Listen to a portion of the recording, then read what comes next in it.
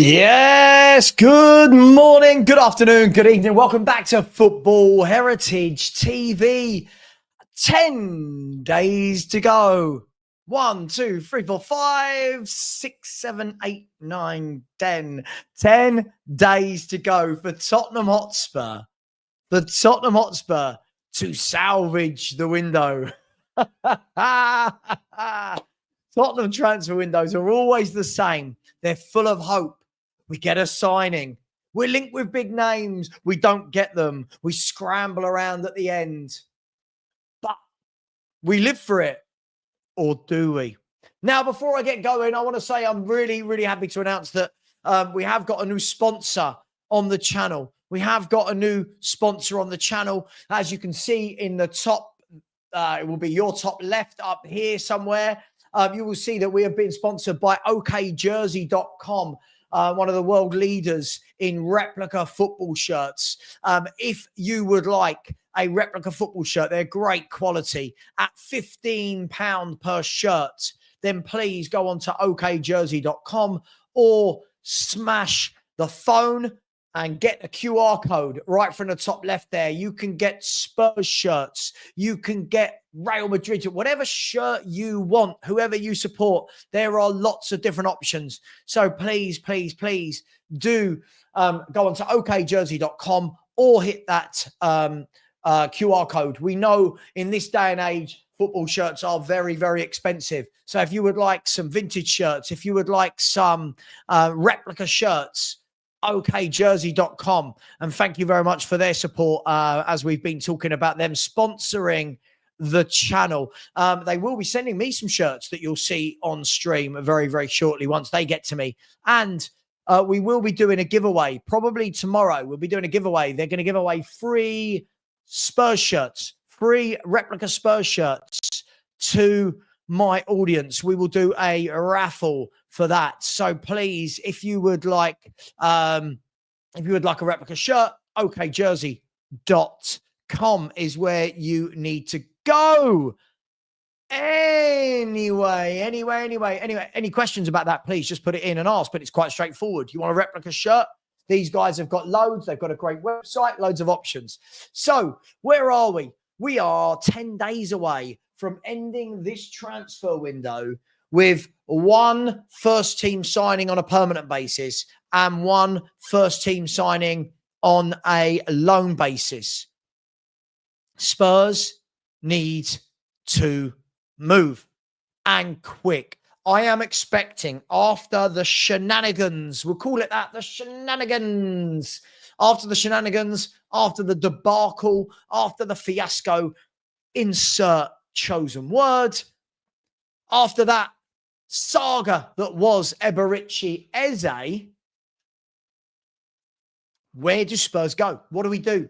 We talked about this loosely last night on the Spurs 5. Where do we go? Where do we go? Who is gettable? 10 days to go. People keep chucking out names, but some of them are just very, very unrealistic in this day and age. Very unrealistic. With 10 days to go to rock up to clubs and go, we want that guy at 70, 80 million. People talk about Morgan Rogers. Now, I'm not saying any deal is 100% unobtainable, but you have to look at the probability of being able to get a deal done. I'm seeing a lot of noise around Morgan Rogers. Love Morgan Rogers. What a great footballer. What a good player that would be coming to Tottenham Hotspur. But can you really, really rock up?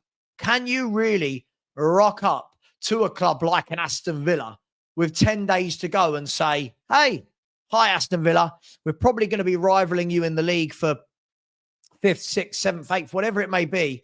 Can we please have one of your best players, if not their best player? Oh, there's the mic. Can we please have your best player? In my opinion, one of their best players, certainly.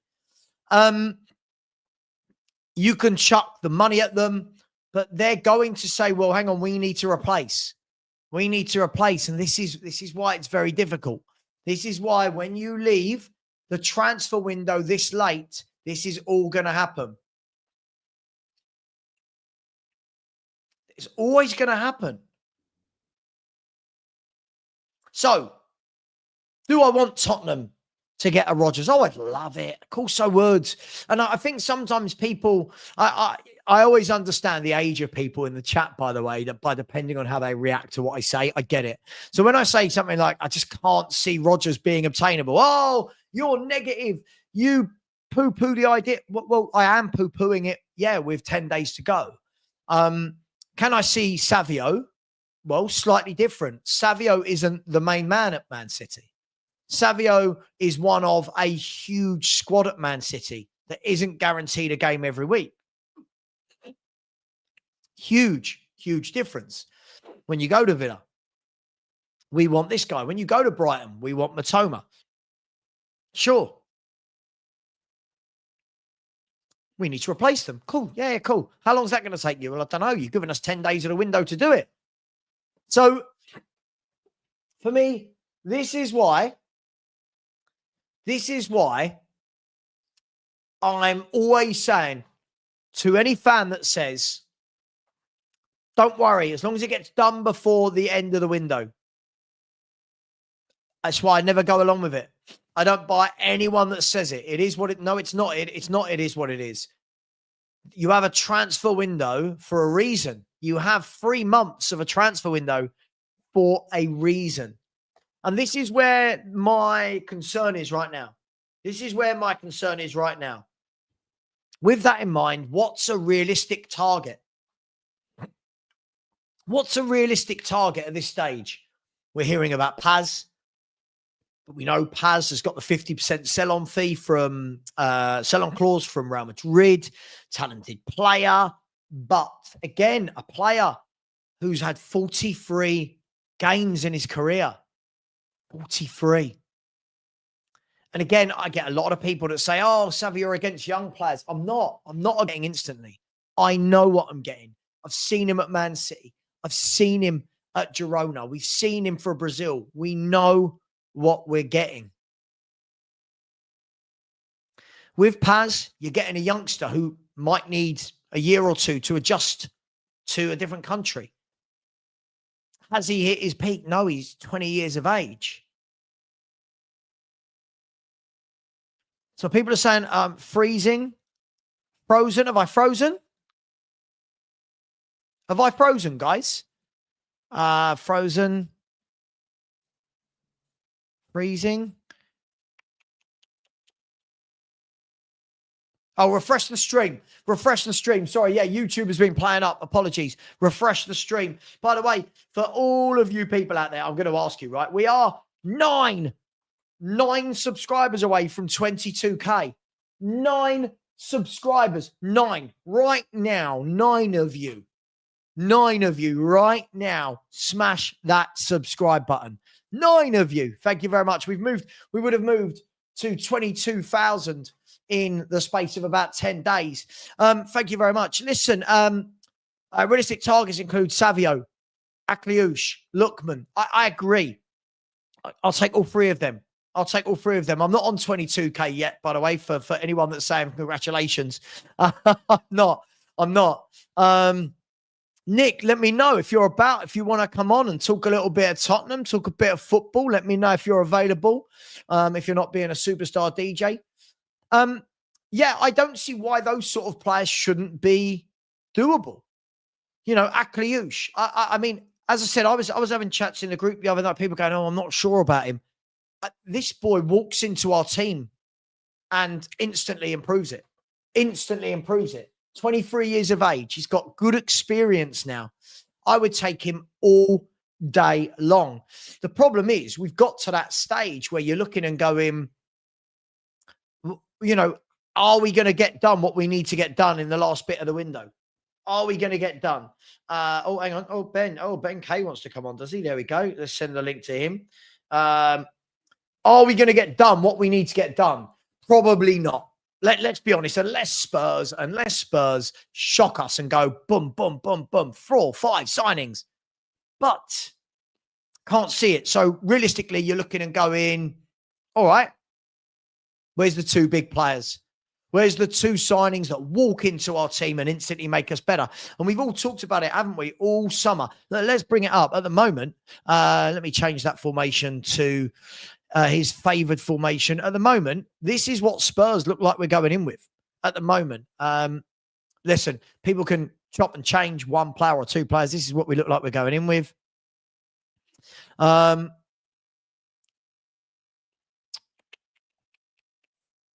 Yeah. Yuck. What are we doing? There we go. This is what it looks like we're going in with. Porro, Romero, Van der Ven and Spence, Bentancur, Paulinho, Kudus, Sarr, Johnson, Ritchie.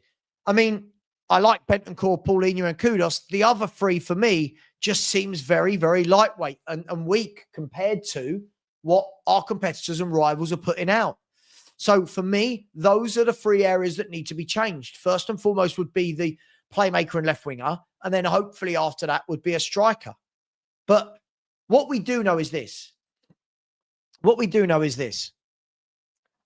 that Spurs will, in the next 2, 3, 4 days, there will be some Spurs have bid for X, Y, Z. We do know that. But the question that every Spurs fan is going to ask is, how good are those players going to be? How good are those players going to be? Now, I've just done a video that's coming out later on. By the way, 2 more of you for 22K, 2 more of you. And for anyone that's just joined, please, if you would like any really high quality replica shirts, please go and check out my new sponsor, okjersey.com. Really good shirts. Tomorrow we'll be giving 3 of them away. 3 of them away for free. 3 for free. 3 for free. Just trying to think what my mum would have told me off when I was growing up. 3 for free. Paranoids from this day when she used to tell me off. It's 3, not free. We'll be giving away 3 of those shirts tomorrow. 3 replica Spurs shirts tomorrow. But if you would like them, they are a great alternative to paying £125 at the club shop each and every time. So, look, we are in a bit of a flux, aren't we? We're in a bit of a state of flux at the moment where, okay, we've all had our moan for 48 hours, haven't we? We've had our moan for 24, 36, 48 hours. Right, done. Line drawn. Come on, Spurs. Show us what you're made of. Get your balls out and put them on the table. Come on, Spurs. Let's see. Where's the bids? Let's see. Who are we talking to? Are we just going to see the same 2, 3, 4 names over and over again? Or are we going to see some left field options? Are we going to see some left field options? Winkle says we are mid-table. End of story. Well, it's not the end of the story. I mean, dude, they're £15. They're £15. £15, mate. There's your discount. They're £15, brother. Big up to Darren, who said Savio scoring 1 goal on a top attacking team should ring alarm bells. Sure, but if you actually go and do your data and do your digging, there's a reason why. First of all, he's a left-sided player that was playing on the right. Second of all, look at the system he's playing in, where teams just put 10 men behind the ball every time. Third of all, look at the number of assists. Fourth, go and look at what he did at Girona. There's a lot more to it than that. If anybody, I'm going to be honest, Darren, if anyone is looking at a player like Savio and says alarm bells are ringing, I have no idea what this fan base want. Savio walks in, becomes one of our best players overnight, and will thrill the crowd. Good. I was going to say good evening. It's definitely not then, is it? It definitely is an evening. Wish it was the evenings. I'd like to go back to sleep. I'm bored. I'm bored of everything to do with Tottenham Hotspur Football Club, and I just want to go back to bed. Can we talk about something else? Let's talk about McDonald's. Yes, I like McDonald's, yes. Andy Lloyd says sponsorship, Savva. Whoa, bro's going large at Mackey's now. Listen, let me be honest with you, right? Bro goes large at Mackie D's anyway, all right? No sponsorship or not. If I'm getting a McDonald's, everything's being large. Ben, and by the way, listen, getting a sponsorship isn't large. It's getting a bit bigger. It's okay. It is what it is. But listen, as I said, check them out, and we'll talk about them a little bit later. Ben, shoot me now, Ben. We're down to, you know what? let me say this, Ben. Every year when a transfer window shuts, right, we all have that renewed belief that don't worry, the next window, right? Don't worry, we'll plan for the next window. The next window will be different. Ben, we're sitting here now with 10 days to go. 10, right? We're talking about needing 2 to 3 signings minimum. Spurs have made one senior permanent signing in 2.5 months. We've now got 10 days. Concerned? Calm? Where you at? I'm fuming is the word. I said it on my show yesterday that not a couple of days ago, Well, I've been saying it all week. I'm trying to be a bit more positive because wherever I go, Savva, you know me, everyone calls me negative. They call me this, they call me that, they call me this. Yeah. So I had this season, I'm enjoying the organisation of the football team. I'm going to be a bit positive. I'm never going to believe again. Until I physically see it, I've got to go for hardcore realist now. Unless I see something has happened, I'm not going to believe it anymore. This is the only football club where you have no belief. Every other football club, you have a little sense of belief. If it doesn't go wrong, you're like, okay, we'll go for the next one. Spurs, there's no belief at Spurs anymore. It's wretched. It's such a cycle. It's a cycle of embarrassment. Every single year, the club find a way. And I was saying, there's no way the club can get this so badly wrong because they now know there is... we won't talk about that stuff. There is an opposition to them building now. There are rumblings now that people are a bit annoyed. So I didn't think that Spurs would be this bad and throw petrol on a few embers of an opposition of the ownership. But it's now they've done it anyway. In the words of Barry, they've done it anyway. They're going to do it anyway. Well, look, we need to look just quickly before we come back to that. I mean, Alf, when you're saying 8 assists with Haaland up top is not impressive, I think you've got to. I think there's people that just look at football binary, and then there are people that strip it back. If I watch the Man City wingers in the way that Man City play, the Man City wingers are very much facilitators. So the ball goes out to those wingers a lot, and then comes back inside a lot, then back out wide, and they're constantly trying to pull players apart. The problem is, if you watch how wingers play for Man City, they've always got 10 men behind the ball against them. So they don't actually have a lot of grass to run into to actually beat men, whip crosses in. Now, listen, I'm not saying Savio, by the way, is the finished article, Alf. But if you're going to judge, Man City last year didn't have the greatest year by your metrics, right? But if you're going to judge this player who's come into Man City in probably your worst year in 7 or 8 years, right? At the age of 20, when he came over from Spain, he's got very impressive stats. The goal stat is the one that will worry people, but look at his goals the year before at Girona, when, funnily enough, he played on the left-hand side. So for me, I think in a better system, not saying better system because City are City, but in a more free system, because City's wingers are very rigid. Apart from the season where Raheem Sterling was scoring goals for fun, and that was sort of because they didn't have that focal point. City's front three, when they were in the era of the false nine, they were a bit more fluid. Now that they've got that focal point, like sort of even at Barcelona, Pep was like this. The wingers were very rigid. Their plan was to get the ball central to whether it was a Messi in those days or an Ibrahimovic when Pep first took over. Even when they had a player like Thierry Henry on their left wing, it was still very rigid. So let's see Savio when he goes to a less rigid system under a Thomas Frank, where he's going to be taking those statistics for a 21-year-old are awesome. They are amazing statistics, and we can't look at football only through statistics because there's context to the statistics. I think if you put Savio in a more free system and allows one to let him bloom, I think he could be a real superb footballer. Listen, do you know what I think, Ben? We've also got to look and see. We are Tottenham. we don't turn our noses up at people like Savio.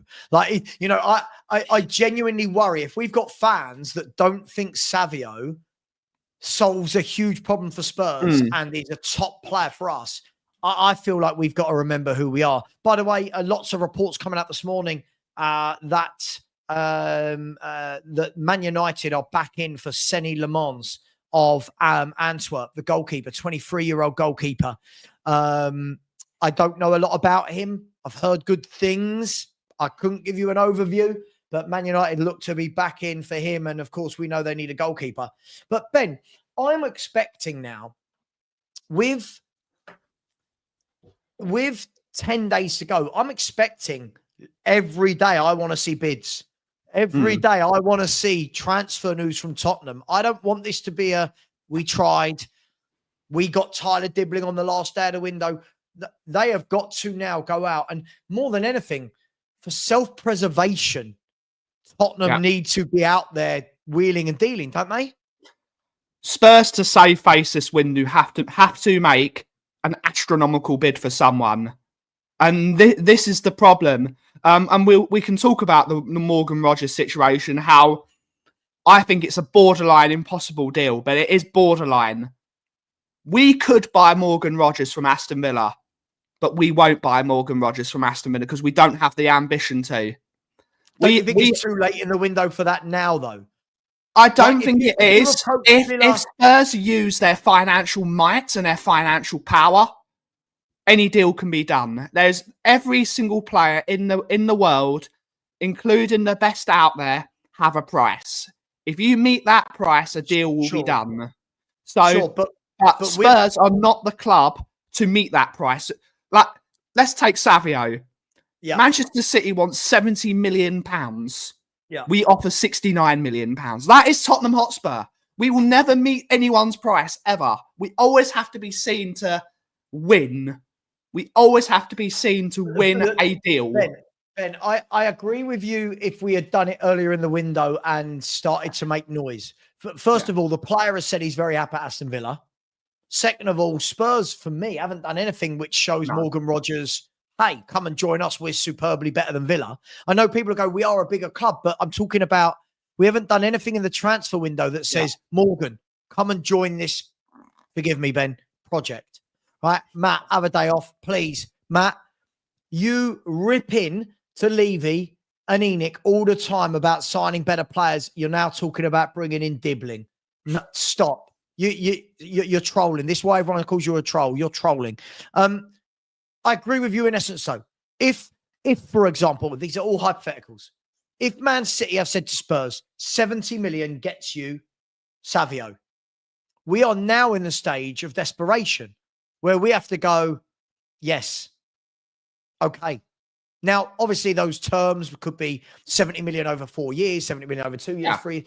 But right now, Daniel Levy doesn't have the leverage. That's the word I was looking for. He doesn't have the leverage. This is not the guy with the aces up his sleeve. This guy's run out of cards.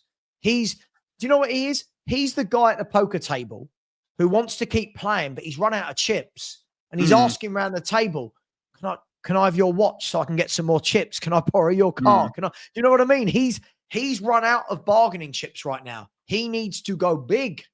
Yeah. Big. This is why I'm saying it doesn't have like taking Morgan Rogers again. And I totally agree with you. If we put 85 million on the table for Morgan Rogers, let's say, and offered him 250, 300 grand a week, that is the deal that would get that over the line. It is beyond astronomical for Tottenham Hotspur. That is beyond astronomical. That's why it will never happen. It has to be beyond astronomical now. If we want players in that marquee signing window, we're going to be looking at the players that are that step below. And I'm fine with that step below, Savva, because we finished so badly last season. Our team has got Odeberg and Tell and no one in number 10. Even if we go for that step below, they're still going to be 3 steps up from what we've got. And I'm fine with that because that would still mean progression. You get a little bit better every time. And then when you got to that stage where you're competing and you're on the precipice of being in that top 4 battle, that's when you go marquee signing. But Spurs want to go too big too quickly instead of saying, we could have had a Mitoma. Mitoma makes everything better. If we went earlier in the window and said, there's 70 million quid for Mitoma, Brighton say, perfect. Here's the deal. You can structure it at this time. Yeah, bang, bang, bang, bang, bang, bang. There's it done. They've now got loads of time for a replacement with the model they've got. Now, and the timing now is of the essence. We've got to start. We've got to forget the financials and start using our PSR and FFP power, which is one of the things that we were told we have to have, and one of our strong points. Yeah, we have to. By the way, can I just say I want to bring up some stats and data on a few players that we're linked with, and one that's already with us. But so I'm sorry, Al, I'm going to call this. You're a very spoilt Manchester City fan. This is the problem with you, Man City fans. You are so spoiled with the talent that you've got and that you've had for the last decade that when you're saying he doesn't do much outside of GA, when your main contribution is GA and you can't get 10 in a full league season, I'm not very sold. First and foremost, it's his first season in the Premier League. Second, he was in the Liga team of the year before that. Third, you are spoiled. I'm going to call it, Alf. I like you, but you are spoiled. In most clubs, if you are doing what Savio done, you are getting praised. At Man City, he's not. Now, let me show you a few things, Ben. I'm going to show you here one winger that fans like Matt want, one winger that we've got, and one winger that would be brilliant. And I'm going to show you the levels. Not you, sorry, just you're on the show with me. Not teaching you something. These are the levels, right, that we're talking about here. Okay? So if I look here, right, this is who Matt wants. I don't know anyone else in the chat does. This is who your mate, he's your mate now. This is who Matt wants, right? Here we go. Let me, there. This is who Matt wants, okay? Okay. Right. Now, for anyone who's not seen these before, essentially, the closer the dot is to the word, the better the player is. That's as layman terms as I can go, right? The closer the dot is to the outside of the circle, the better they are. Right. Now, let me add in one that we've already got in a similar position as Odegaard, a young winger on the right-hand side, right? If you add in Odegaard, you see it's not great, but it's better. He's better. But it's better, right? So you've already got the one in the light blue that is our current player who I didn't really want, but hey-ho, he's here. That's the one you need to develop. Now, this is the guy that Alf says doesn't do anything outside of GA. Now we look at Alf, not Matt. Alf, not Matt. Alf says, right, okay. Now have a look. So you've got the purple one is Dibling, the blue one is Odegaard, and the pink is Savio. Savio is in the top percentile across Europe for everything other than non-penalty goals. Everything. Crosses, carrying, dribbles, key passes, assists. This is the levels. So when we've got fans like my mate Matt going, get Dibling. Look, this is the levels we're talking about. He doesn't want to be 2 levels above. He wants to be at the bottom level. And this is the difference. Somebody like that will call out for a Dibling. But then when Spurs don't do well, he'll start going, but we've not backed the manager. Well, no, not if you give him Dibling. Can we add one more player into this? Sure. Sure. Can we add Nico Williams into this box? Because I see Nico Williams as one of the best wingers in the world at the moment. Can we add Nico? So look at that. Yeah, right. Right. So now we're talking about the difference between Savio and Williams versus Odegaard and Dibling. Look at the difference. Getting Savio. Look at the difference between those footballers. Getting Savio. It is frightening. So when you, and by the way, we can do it here as well. Look, I'll tell you what I'll do. I'll show you just to show you that I'm not making this shit up. Right, let's go to another metric that is FB Ref. right? And we'll do the same thing, but with FB ref. Okay, we'll start with Dibling. Oh, I haven't brought it up on the screen yet, have I? Right. So this is all of these players over the last 365 days, Ben. And I think things like this are interesting because when people just say he's shit, he's great, he's talented, he's generational, don't think people actually do their homework into all of these things, right? This is Tyler Dibling. Let me scroll down. So Tyler Dibling. Now for this one, this is different to the others. This is telling you where they are in the percentiles against other players in those positions across Europe. Now, if you have a look at the left-hand side, have a look at all of that data. Tyler Dibling in that top box isn't even in the top 20th percentile for anything. Now, I'm not knocking him. He's a kid. He needs time. He's a child. Right? He is a child. But other than pass completion, by the way, passes attempted are low. Other than pass completion and successful take-ons, Tyler Dibling isn't in the top 80th percentile across Europe for anything. Right. Now, remember that. Just try and keep everyone in the chat, try and remember, right? Try and remember those stats. Now, if we look here, the next one is what? The next one I said was Odegaard, right? So Wilson Odegaard, again, you'll see a trend here, by the way, Ben. You're going to see a trend. Isn't as bad, but still not great. Look at it. For assists, he's in the first percentile, which means the guy doesn't assist.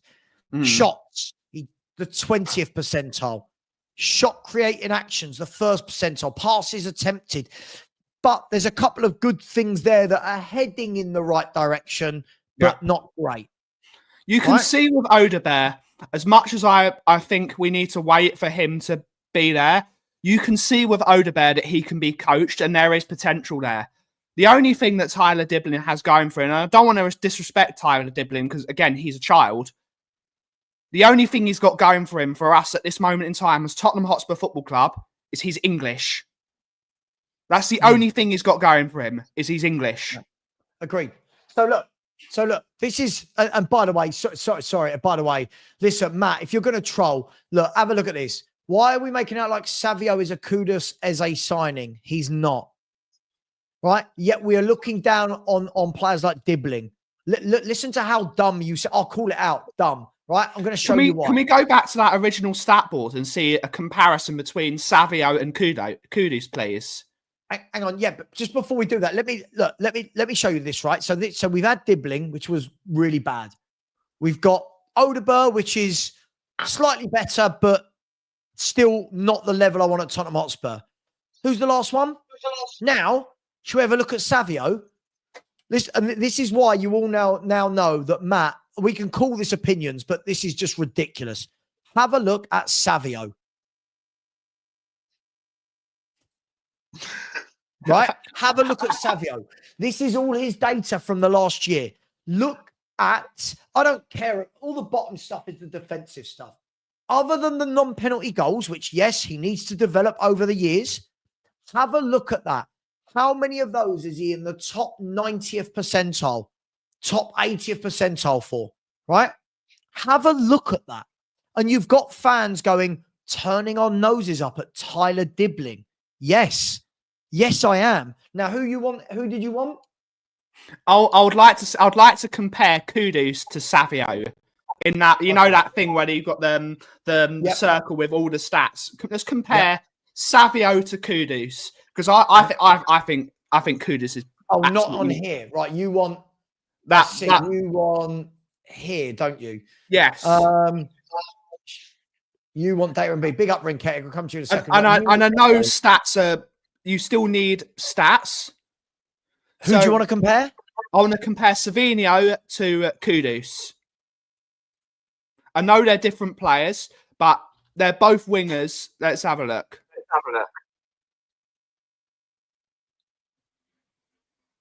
So Kudus is in green. Yeah, you get Savio. You just buy him. See. Now, do you know what?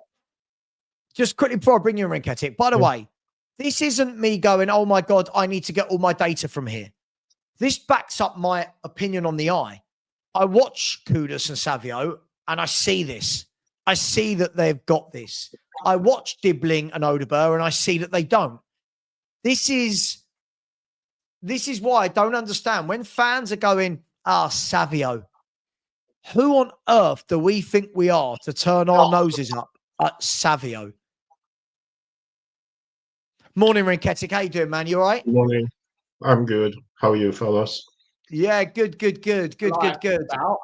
What do you make of what we've just been looking at in terms of that was one young winger we're linked with, one Man City winger we're linked with, and one winger that's already at Tottenham Hotspur? What do you make of that, Dave? Does it mean anything to you?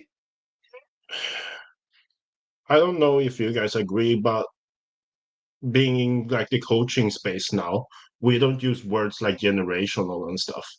It comes from like FIFA and Football Manager and those type of games because they put players at a certain pedestal. And then media started to use those words like generational and whatever. And for example, like I can see in the comment like Pass, I like him. And he's like from Real Madrid and stuff, but he's not proven yet. He's only been like a pro player for like 1 year or something, 1.5 years. So, and especially like Dibling, has he even played in the Prem yet? Yeah, Or is it he just played like in the Championship? Prem last season, but didn't really stand out. Or I know it's difficult. He's in a team that got relegated, but I don't know. Right. By the way, Rinketic, May we'd I be add something talking. to that? Yeah, just we'd be talking about £50 million for Dibling, right? My mate Matt again. I love this guy. He keeps me so entertained. Look, Savio's not worth 70, but he wants Dibling at 50. Look, our fans have lost the plot. If Dibling is worth 50, Savio is worth 100. He's 3 times the player he is. He's 3 times the player is, statistics-wise and on the eye test. I don't know if people would agree with me on that. Dibling is not worth 50 million. No. Dibling's not worth 15 million. No, he isn't. Dibling should not be coming to Tottenham Hotspur. No, we do not need him. Dibling should be going to a Brighton, a Brentford. I don't even think he's that level. If I'm honest, mate, I think Dibling should be going to Leeds. Leeds would be a good move for Dibling as well. Leeds. It'd be a good move for him as well. No, I was gonna say, speak about like relegation teams. For months, I wanted Leif Davis, the left back. He has like he had one of the best like crossing stats last year, and he played for Ipswich. Like that's like a good player, and Dibling has shown like nothing. It seems like. So and people will be like, yeah, Leif Davis, he got relegated with Ipswich, but he still had one of the best crossing stats like in the world last season. So like he proved it with like a bad team. It's kind of like when Andrew Robertson proved it with Hull.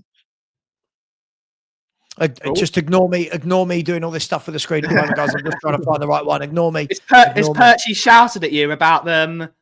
No, I need to find a way.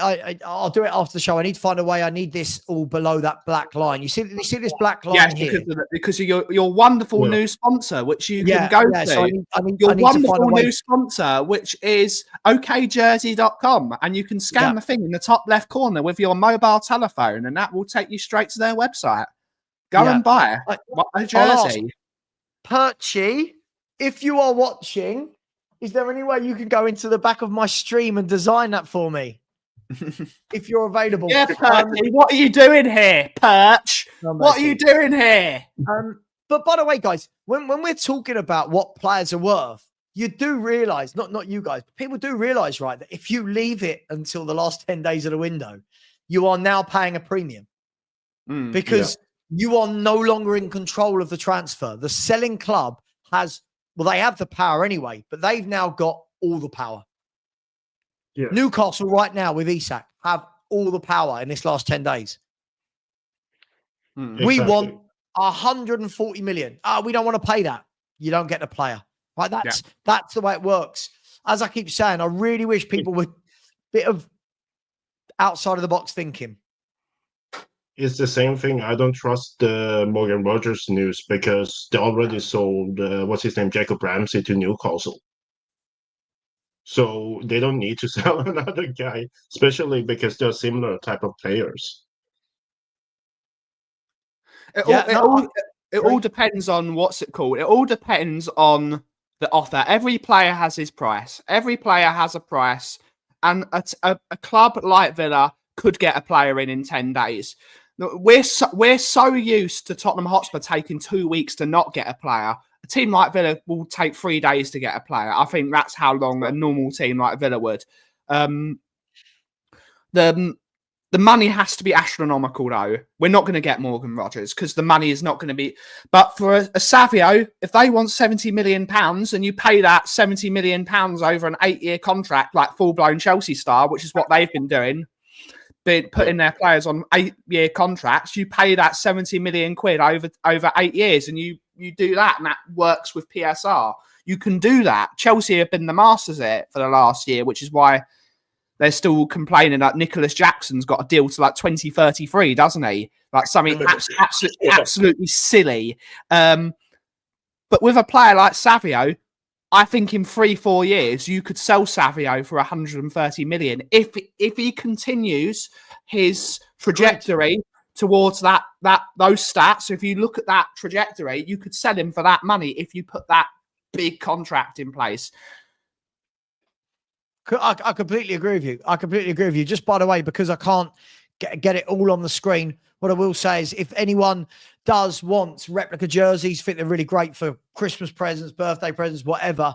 If the club shops are too expensive, then please get over to okjersey.com. Either go to the website, click on the QR code, £15 football shirts, really good quality, and we'll be giving away free Spurs replica shirts on tomorrow's show. So watch out for that. Yeah, look, guys, I think the interesting thing is you've hit the point there, Ben. Savio for me he's young, but he's got experience. You know, Dibling is young and doesn't. You know, Savio has played now in 3 different leagues across Europe. You know, La Liga Team of the Year. He's played for Manchester City and been coached by Pep Guardiola. He's played, was it PSV or wherever he was? Something like that, yeah. Right? That's the difference when people are going, I thought you didn't want a young player. I don't look at Savio and go, young, unproven. I look at him and go, you walked straight into our 11. Players like Tyler Dibling, for me, that would show everything about what we complain about.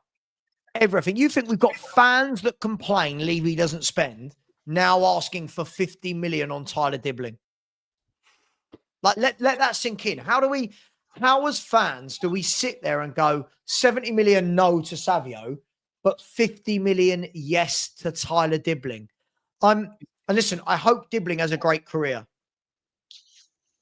I really do. I hope he has a great career. I'm not saying in 2 to 3 years I won't feel different. But right now, surely Tottenham have got to be looking at better. Surely, Rinketic, we've got to be looking at better than Tyler Dibling. Yeah, of course. And especially because there are players out there you can go for still. Like Harvey Elliott. Like the personal terms are done with Leipzig, but Leipzig are waiting for Xavi Simons to go to is it Chelsea? Yeah, Chelsea. Yeah, before they are buying Harvey Elliott. So if Spurs are smart, they can just like hijack the deal like right away now. But it would take them like 3 weeks before the whole Harvey Elliott deal is done and whatever. And like they're like, for example, like Savio, he played in the Champions League as well, right? So like he got the experience even though he's young. And Xavi Simons is another one. He's like 22, but he's been like a big top player since he was like 15. Yeah. I mean, Harvey Elliott's another one, isn't he? He's young, but loads of experience. You know, he's played for 4 years, 5 years, whatever, in and amongst 5 years at Liverpool, 4 years at Liverpool. Yeah. Under you know, 21 champion 2 times in a row. Yeah. Exactly. At this stage, I'll be honest, guys. I'm shocked that we're not actually going for.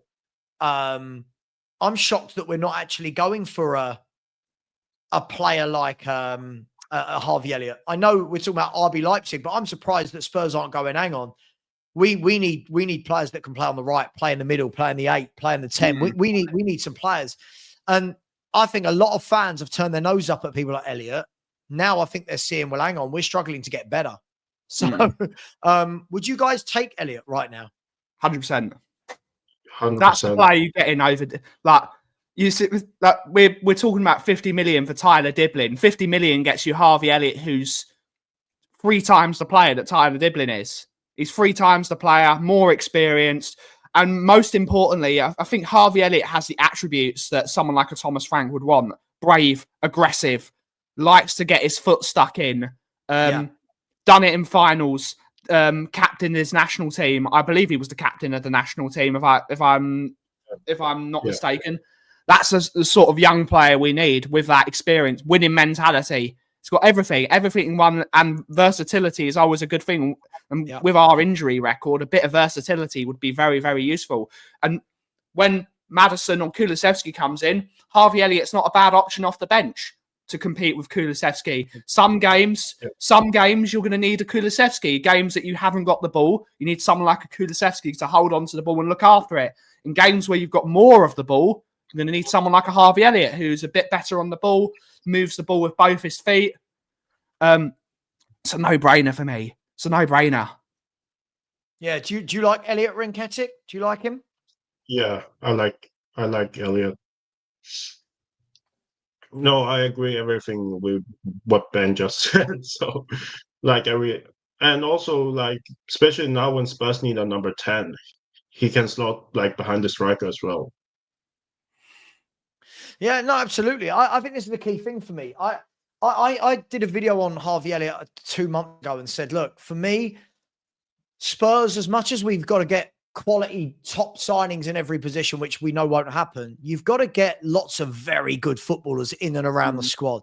And Harvey Elliott, for me, 22 years of age, England under 21 winner twice, Premier League winner with Liverpool, Cup winner with Liverpool, something like 170 Liverpool appearances, something like that. I'm not sure the exact number. Homegrown, can play in multiple positions. It just for me screams sensible, a really sensible addition to the squad. What, 40 million? So we're not in this crazy transfer market. We're not talking 65, 70. Why would so many be against it then, Ben? Because lots of people go, oh, Harvey Elliott, he's not good. I don't know why. I don't know what he's done. Because his name is Elliott and not Elliotino. Right. Okay. and he hasn't got he's not got a sexy name. It's why a lot of people weren't biggest fans of bringing in like as a backup someone like a Hayden Hackney. Hayden Hackney doesn't have a sexy name, but if his name was, I don't know, Hackney,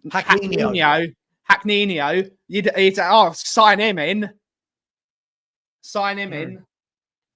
Big up Hackney. Hackney. I completely agree. I completely agree with you. Look, it's an interesting one, isn't it? Look, at the moment, the names that we are being linked with, it's the same 3 or 4 names at the moment. It's Akliouche. Sorry, let me get his name right. Akliouche. Savio. Wissa still constantly being talked about because he's not actually gone anywhere yet. Other than that, I'm not. In a state of Spurs being in desperation, I'm not really seeing many names being linked to Tottenham right now. I mean, I see loosely Xavi Simons, not happening. Conor Gallagher's name is back there again. I don't know what's happening, guys. I don't know where these links are going to come from. And at the moment, I'm really concerned for the season. I'm really concerned. I expect Spurs to make a move for someone like an Ademola Lookman. That's another one. although I think we've got so many, we've got 2 strikers as it is. Lookman has not really shown it in the Premier League. He's been very, very good for Atalanta in a team that suits his style of play. Whether he can come into a Spurs and hit the ground running, his previous stints in England have not been the greatest, but I do like Ademola Lookman, and the price is good. 40 million euros, I think was the quoted fee. I think Lookman is all right. I think Lookman's a good player. I think he's decent, and he would be a good rotation player for now. Like one, like having for 2-3 years and then replace him kind of thing. He's not a wow player, but then Spurs again, like they don't need a wow player yet. Like Savva calls them, like the extra, like the toppings, or what do you like? Yeah, The but thing is, like can Spurs, when we say that, Rinketic, when you say about, and lots of people go, he's not the top player. I don't think Spurs can attract the top players. No, that's isn't what I that meant. isn't that That's the what I point meant. of having someone like a Lookman, just by way of example? No, that's what I meant. Like having for 2-3 years. And I think like some Spurs fans think like Spurs are can shop in the same category as like Man City and Arsenal and Liverpool and stuff. I have seen like may I ask you guys something? I've seen the name Dani Olmo come around lately, but I don't think that would be a good one since he's so injury prone. Who are we looking at? Dani Olmo. Olmo. That's not happening. Not happening. And also, he's very injury prone. That's my issue. I love Dani Olmo. Dani Olmo is brilliant, but the injuries are a huge issue. Every year, that boy misses so much football through injury. He would come to Tottenham and he would light up the lane playing in the number 10. I've got no doubt about it. But then how many games are you missing? And then we're going to sit there with Madison Kulu and imagine this, Madison Kulu and Dani Olmo all injured at the same time. Yeah. It's it's only Spurs. So I don't see that happening. I do see that Barca would let him go because of the injuries, but I think for me, I'd rather at this stage look at an Akliouche, Akliouche, sorry, God, I got this name. I'd rather look at someone like that, if I'm honest, somebody that isn't injury prone. Big wages as well, Savva. Big wages, big transfer fee. Huge. It's not worth the risk. It's not worth the risk. Yeah. No, I agree. By the way, look, I've just been just looked at this again. We can look at whatever stats we want, by the way, but this is just Ademola Lookman. This is his Wikipedia page. Let me see if I can blow that up a tiny bit. Sorry. Let me so you could see there. So in his last 2 seasons for Atalanta, he's got 37 goals in his last 2 seasons, and he plays out wide. So he's got a lot of goals. Yeah. We could look at him in more detail. Hang on, I'll tell you what. Let me. Didn't he score a hat trick in the final as well? Sorry. Didn't Lookman score the hat trick in the final? Yeah. Yes. So hang on. So Ademola Lookman. So if we look at the last couple of years, so here we go. In last year, he got 20. This is league only at the moment, right? In the league last year, he got 20 goal contributions in 31 games for Atalanta. That's bloody brilliant, isn't it? 20 in 31. The year before, he got 18 in 31. The year before, he got 19 in 31. So very, very consistent numbers. Then when we go to Europe, in the Europa League, the year before, he got 6 goal contributions in 11 games. In the Champions League last year, he got 7 goal contributions in 7 games. When people are turning their nose up at players like Lookman, again, I don't know if people are actually doing their homework. I really don't. I don't know if it was because he was at Charlton and Everton and didn't set the world alight. But in the last 3 years at Atalanta, he's got brilliant numbers, hasn't he? Brilliant numbers. Right coach for the right player. And Oh, Gasperini got him firing. It's if we do get a Lookman, I think Lookman would be a good stopgap, and this is a stopgap loosely because he's still. If you put in Lookman, he would still be better than every single option we have on that left-hand side by like 5 times, in my opinion. I think Lookman would be a sensible purchase at the money that Atalanta want for him, 35, 40 million euros. What I'd need to look at what that is in pounds. But that'd be a good signing. And can we just say, isn't the obvious? If he's good enough for Atalanta, for Inter Milan to want to buy, like, are we at this stage now where everyone is not good enough if their name is not Eberici Eze? Is that where we are with this? Because I'm looking at a player like Lookman and going, yeah, get him on my left-hand side all day long. Scores goals, gets assists, European experience at Europa League, Europa League, Champions League. He's won multiple things with Atalanta. Why on earth would we turn our noses up at this guy, Rinketic? Is it because he's not got a sexy foreign name? I think it's because he hasn't. When he was in the Prem, he wasn't like a big player. Sure. Like, yeah, he didn't fail, but he wasn't like that good. And then when he was at Leipzig also, like, he wasn't good at it either. And then now, the last 3 years at Atlanta, like, now it works for him, and people don't really watch other leagues sometimes. So they don't really care about what he's doing right now. They only care about what he did like when he was like 2018 in the Prem. And that's the issue, I feel like, with a lot of like players today, like, and fans, like, they don't watch different leagues and, like you said, like, do their homework. No, I agree. Listen, I'll be honest. If I saw today, if I saw today that Tottenham Hotspur had signed Lookman, I'm happy with that.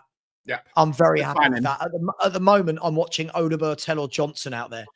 And this, for me, falls into the category of only when people see Lookman playing in that position will they realise, oh, my God, look how much better he is than those three. Now, just quickly, lots of people have been asking about the shirts. So at the top, if you go to okjersey.com, my new sponsor on the channel, or if you go to the QR code, when you put in, you will get a discount and they will know that you've signed a shirt from this channel if you do this. Yeah, when you get in there is a bit that says have a coupon like this. You type in Savva and apply. Okay, Savva and apply. All right, that's all you've got to do is type in Savva. Okay, so hopefully that helps. Again, replica jerseys. I know how expensive they are out there. The real ones, replica jerseys, some really good options, but they're the new sponsor of the channel. Please make them feel very welcome. And big up to my man, Ed, who runs OK Jersey. So big up to you.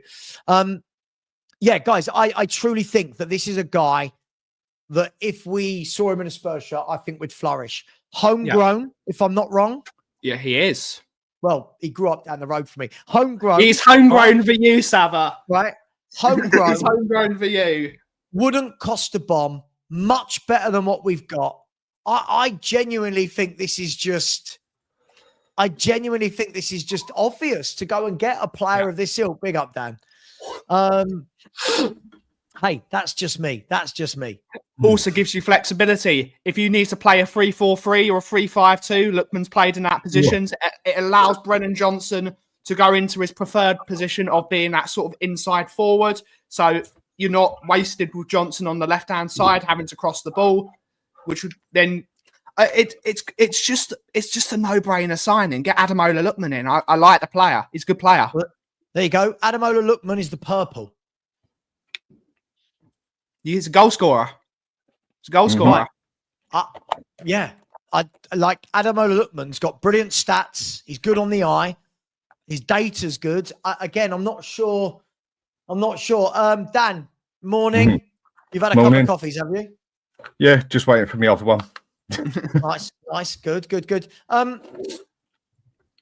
just talking about Ademola Lookman. A lot of people seem to be turning their nose up. I know you watch a lot of Serie A. This is a guy that's been really highly thought of for the last 3 years in that league. Very much so. Hat-trick in a Europa League final, so we know that he can do it when it counts. 7 goal contributions in 7 Champions League games last year. 37 league goals in 2 seasons. What do you think of him? Well, Inter Milan wanted him big time. When it comes down to the crunch, what it basically was, they couldn't afford him. The money in Italy is few and far between at the moment. Yeah, it is. Like I've said to people, go out and actually look how much has been spent out there. Last time I looked last week, there's only about 4 teams that have spent over 50 million. If you include the income money they've had, they might have spent 70, 80 million, but they've already had 40 million coming. Cheers, mate. There's my other coffee. That's for having a great wife. I noticed that she only made the one. No one else on the panel got given a coffee, but I can make my own coffee, Savva. know, This isn't a green screen, Savva. yeah. I can make a coffee. With it in Italy at the moment, I mean, in personal opinion, and if you go and look what it is like in Italy, even down to the top teams out there, when Inter Milan can't basically afford to go and buy a 35, 40 million player, it tells you everything. Yeah. The only one who's out there who've actually really spent money and seriously spent money is, what's it called? Copa. I think they're the only ones who've actually excess spent amount of money. I personally think we could go out there and go and still get Locatelli. If he would want to come here, Juventus would quite happily sell him. I mean, the amount of debt that Juventus are in is shocking. I think they're probably one of the worst ones in Italy, if I'm right, for the amount of debt they're actually in. Lockman would be an excellent player for us to go for, I think. Yeah. I mean, he's a lot better than what we've got there. Okay, I would have rather had Eze, but Lockman would be a player I'd definitely go for. Another one I really want from Atalanta is De Ketelaere. If you look at his stats, they ain't the best, but if you actually watch him play, I personally think he's got a few more levels to come up to as such. De Ketelaere is one I'd love us to go for there. And at Atalanta, there's a few players we could go for. I mean, Edison is still one I reckon you go put 60 million down on the table, we could get him. By the way, just quickly, Dan, I mean, look, if we actually look at Ademola Lookman, you can see that it says these are the positions he's played in his career, right? So it tells you that very versatile, very versatile.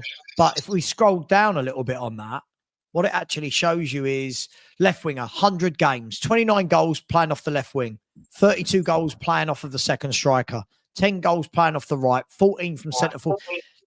This is a versatile footballer. And I do think that with our squad, Dan, for how bad we build our squad, I think that versatility is really, really important. It's another bonus. I mean, another player that I like. I mean, Roma have a few players that I like, basically. One they've got is, what's his name? Matthias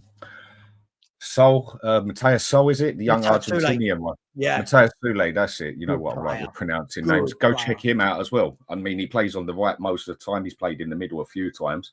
That's another player. If you look at his stats, okay, his goals and assists ain't right up there. But again, he's 22.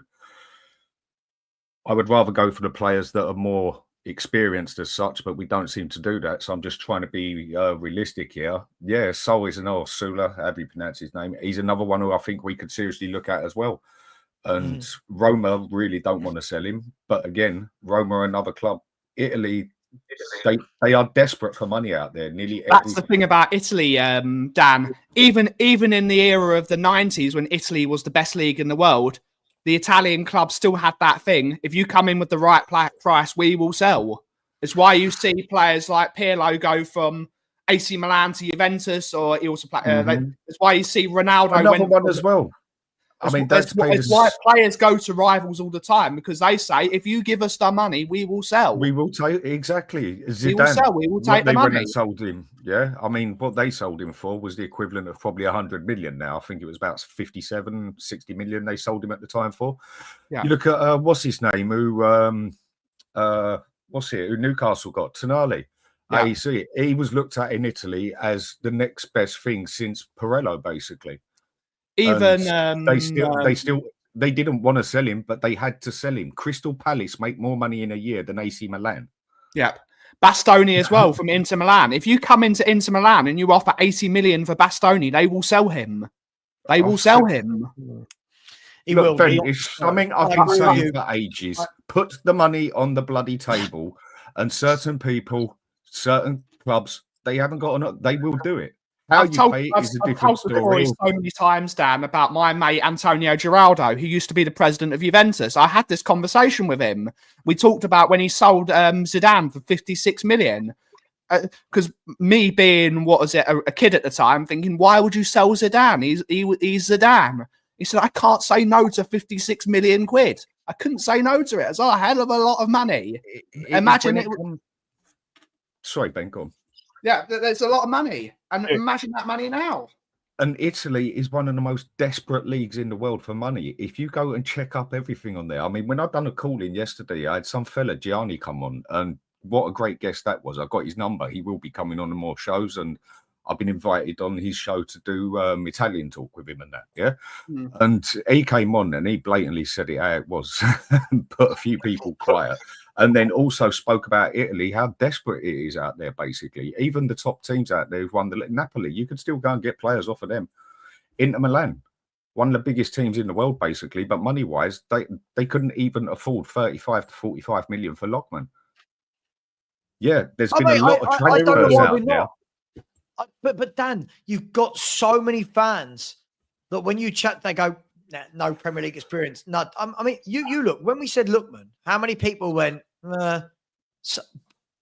based on what? His last 3 years have been brilliant. Like, what are we looking at these players whilst we're looking at Brennan Johnson, Odeber, Tell, Richie, Solanke? We're looking at these players that have been playing. Let's be fair, Atalanta have been at the top. Atalanta have been challenging for titles. They've been in the Champions League. They've won the Europa League. This isn't a team that are 10th, 12th, 15th in Serie A. No. Yet we look at a player like Lookman and go, nah, wouldn't want him. But the thing it. is with Atalanta, they might have done all that, and they have been excellent for the size they are. They're smaller than Crystal Palace again, basically. Yeah.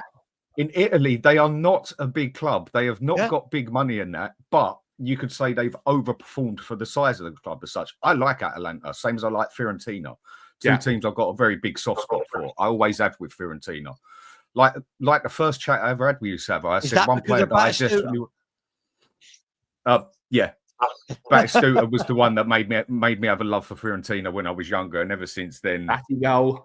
Still one of the most underrated strikers there's ever been in the world, as far as I'm concerned. Yeah, but first debate I ever had with you, when I said to you like Milankovic is one of the players I would desperately love to go for, and then what was it that season? It was literally that season or the season after the Forest went and got him for 12 mil.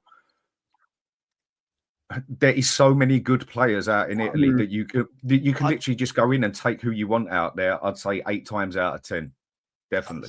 I mean, even out of their biggest one. Yeah, I've got a soft spot for Fiorentina because of their stadium. Their stadium is like, it's decrepit, but it's beautiful. The Stadio Franchi is a beautiful stadium. My mum didn't much like it because the doors didn't work, but on the lavs, but. That's just Italian football at the end of the day. Poor my mother having to go to away games with me. My poor mother. Frankie's a beautiful. Would you guys? Fiorentina, a beautiful football club. I mean, Locatelli is still one we should go for. Locatelli, I still think we put in the bid for him. Juventus aren't in a position where they can really say no for a good amount of money, and I don't think it would cost us stupid money. 55 million. Isn't he in talks with Saudi? I've heard he's in talks with a couple of things and that, but nothing has gone through as such. I think, again, another one, put the money on the table and then go to Locatelli. All right, we'll pay you an extra 50% of what you get him. We've got him. And he's another one. I agree on Locatelli. I just think right now, for me, we need forwards. We need it's true. Playmaker. But don't get me wrong, I'd love Locatelli instead of Bentancur alongside Paulinho. I am all over that as a 2. I am all over that as a 2. Or go and get Ederson, who can play as a DM. He can play as an attacking midfield if needed, which he's done a fair few times. Ederson is the one that I would, for the position we're in, someone who can handle an attacking midfield, someone who can handle a midfield and a DM if it's needed that way. Ederson, I reckon you go put 60 million on that table, pay him 50% extra wages, done and dusted. Again, in Italy, they are skint out there at the moment. And surely Paratici isn't this his bread and butter? Yeah, correct. Like, I'm just shocked. All I hear is the same names we're linked with. It's Dibling, it's this, it's that. You've got Lookmans, you've got Decatelere, you've got Ederson, you've got Locatelli, you've got. I know it's easy for us to sit here, and I know it's not Football Manager, but there are players all over Italy, all over Spain that will not cost everyone at 70, 80 million. But you've got to ask questions of Lang. This is where you've got to question Lang. I was going to mention. Go on, mate. Sorry. Oh, sorry.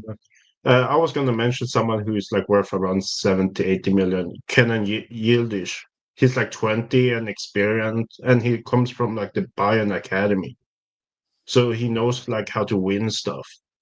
And especially because it seems like Juve needs money.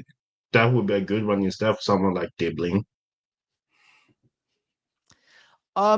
Listen, I like Yildiz. I do. I'd like to see him for another year or so first. I think for me, he looks a really good player, but I feel like another one that we'd be buying a young player off a good season. I don't know if Juve would let him go for that sort of money. He's only just gone there, right? I don't know. I like him. I really like him. He's a special talent, but for me, I just want a little bit more. I know I just want a little bit more. At this stage, I'd rather somebody like a Lookman with experience. I mean, Liao, I'd take Liao. He's not my first choice in any way, shape or form. I'd take him. But another one. Sorry. No, I was done. Another one I would go for if we really need another defender, basically. Mancini. He might be coming up 30 in that, but Mancini, another very underrated defender, I think. From Roma. Another one who I think is a brilliant player. Another one I'd like from Roma. Trying to remember name. Who's their playmaker in the middle? Roma, Pellegrini. Pellegrini? Pellegrini? No, Pellegrini. Pellegrini's another one who I'd quite. He's had an injury here or there, yes, but I think he's another one. If you want a playmaker who can play centre mid and play, he could also play as he's also covered 10 enough times. Pellegrini, I personally think he's got the same mentality as Maddison, and what I mean by that is when the ball comes to him, he already knows what he wants to do with it. That is the problem we have if you want to play a number 10. Do you play your number 10 as a attacking as a playmaker? Do you play him as an attacking midfield central? Do you play him as a shadow striker? Kulusevski, shadow striker or attacking midfield central? That's his position. He's not a playmaker. For me, a playmaker, which there's lack of in football these days, especially in the Premier League, like what we had, like Ericsson, he already knew what he wanted to do with that ball before it even hit his feet. He has pictures in his brain. Yes. Pictures in his brain.